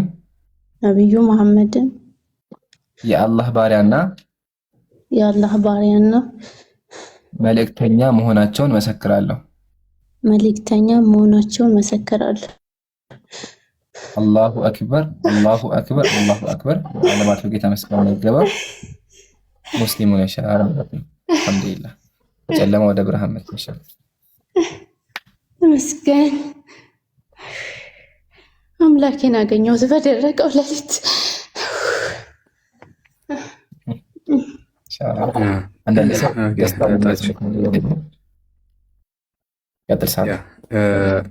እንኳን አላህ ሱብሃነሁ ወተዓላ ወደ ነቢያቱ እምነት ሃይማኖት አመጣሽ እህታችን ትዝታ። እንግዲህ እስልምና የተፈጥሮ እምነት ነው። ሁላችንም የተፈጠርንበት መንገድ ነው። አዲስ አምላክ አዲስ ሃይማኖት አይደለም። ሁሉም ሰው የሚፈጠርበትና የሚወለድበት ሃይማኖት ነው። ምንም ያህል ከጊዜ በኋላ ውሃ ውስጥ ነክረው አውጥተው ክርስቲያን ቢያረጉም አይሁድ ቢያረጉም ሌላ ነገር ቢያረጉም የሁላችንም ስር መሰረት ግን እስልምና መሆኑን ጌታ አምላካችን ቁርአን ላይ ይናገራል። ነቢያቱም ያስተማሩት የኢየሱስም ሃይማኖት የሁላችንም እምነት ነውና ወደዚህ እምነት እንኳን አላህ ሱብሃነሁ ወተዓላ አመጣሽ። እንግዲህ እስልምናን መያዝ አይደለም ዋናው ነገር ምንድነው? ጽናት ነው። ዋናው ነገር ኻቲማ ነው፣ መጨረሻችን ነው። አንድ ሰው ዛሬ ሙስሊም ሊሆን ይችላል። የሆነ ሰዓት ላይ በብርም በምንም ተታሎ ግን ከእስልምና ይወጣል እና ያ ክስረት ነው። ختሚያችን ወይ ደግሞ ኻቲማችን ማማር አለበት፣ በእስልምና መሆን አለበት እና ያ የሚሆነው ደግሞ ጽናት ሲኖረን ነው። እና ሁላችንም ልክ ዛሬ ሙስሊም እንዳደረገን ሁላችንም ደግሞ በእስልምና ላይ ያጽናን፣ እንዲሁ ደግሞ ሁላችንም በእስልምና ላይ ውሰደን። ስኬት ብሎ ማለት ሻሃዳ መያዝ አይደለም። ስኬት ብሎ ማለት ምንድነው? በሻሃዳ መሞት ነው። ደሪል ስኬት የሚባለው በሻሃዳ መሞት ነው። ሰዎች ሻሃዳ ሊይዙ ይችላሉ፣ ቅድም እንዳልኳችሁ የሆነ ሰዓት ላይ የሆነ ነገር ሊሆኑ ይችላሉ። ግን ስኬት በእስልምና ላይ መሞት ነው። በዚሁ መንገድ ላይ ፈጣሪ መገናኘት ነው። ከዕለታት በአንዱ ቀን ሙስሊም መሆን አይደለም። እድሜ ልክ ሙስሊም ሆኖ ሙስሊም እንደሆንን ፈጣሪ ፊት መቆም ነው ስኬት የሚባለው። ያ ነው ፈላህ የሚባለው፣ ድነት የሚባለው ፈጣሪን እንደዚህ መገናኘት ነው። እና ሁላችንም ዛሬ ሙስሊም እንዳደረገን ፈጣሪ ፊት ለፊትም ጌታ አምላካችን ፊትም ሙስሊም እንዲያደርገን ዱዓ እናደርጋለን። እና ልክ አንቺም ደግሞ ዛሬ ሻሃዳ እንደያዝሽው በዚሁ ሻሃዳሽ ላይ እንዲያጸናሽና እንዲወስድሽ ዱዓ እናደርግልሻለን። እና በርቺ፣ ተማሪ ኢንሻአላህ። ያው የእስልምና ትምህርቶችን ደግሞ ከእህታችን ዛህራ ወይ ደግሞ ጀማልን ፎሎ አድርጊውና ወደ ሰላምቴዎቹ ግሩፕ መግባት ትችያለሽ። እና እንኳን ደስ አለሽ። ሰላም አለይኩም። ወአለይኩም ሰላም ወራህመቱላህ። በድጋሚ አላሁ አክበር አላሁ አክበር። ለዓለማቱ ጌታ መስጋና ይገባው። አብዛኛውን ሳላህ ብሎታል። ኢንሻአላህ ከዚህ በኋላ ትምህርት ላይ ፎከስ አድርጊ እና አላህ ኢስቲቃማውን ይስጥሽ፣ አላህ ህፃናቱ ይስጥሽ። ከጎንሽ ነን ኢንሻአላህ። ችግሮች ካጋጠሙሽ ያልገቡሽ ነገሮች ካሉ መማር የምትፈልጊው ካለ ኢንሻአላህ ከጎንሽ ነን። እንዴት መማር እንዳለብሽ እንዴት መስከር እንዳለብሽ ደግሞ ለመማር ኡስታዝ ጀማልን ፎሎ አድርጊውና የሰለምቴዎች ሴት ብቻ ያሉበት አለ። እዛ ግሩፕ ገብተሽ ሐሳቦች ካሉሽ መልገቡሽ ነገሮች ካሉ ኢንሻአላህ በደንብ ትማሪያለሽ። አልሐምዱሊላህ ከዚህ በላይ ደስታ የለም። በዚህ በ3 ቀን ብቻ 5 ሰው ሻሃዳ ያዘ። ይሄ ነገር ቀላል ነው እንዲያጀመው ወላሂ እምነት ማለት ከልብ የሚስማማ እምነት ነው። ማሻአላህ ሐሳብ ካይ ተስቀምጡ ሲስተም ቀጥይ። አረ ምንም በቃ ሰውነቴ አልቻልኩም ከዚህ በላይ መናገር ግድ ሆኖብኝ ገስት ገብቼ ስለማላውቅ ተንቀጠቀጥኩ። ችግር የለም። ስምሽ ትዝታ ነው? አዎ ማሻአላህ። ትዝታ ያው ምንም ችግር የለበትም ስም ነው። ግን እኛ ሚዲያ ላይ ለምን ዚክራ እንልሽም?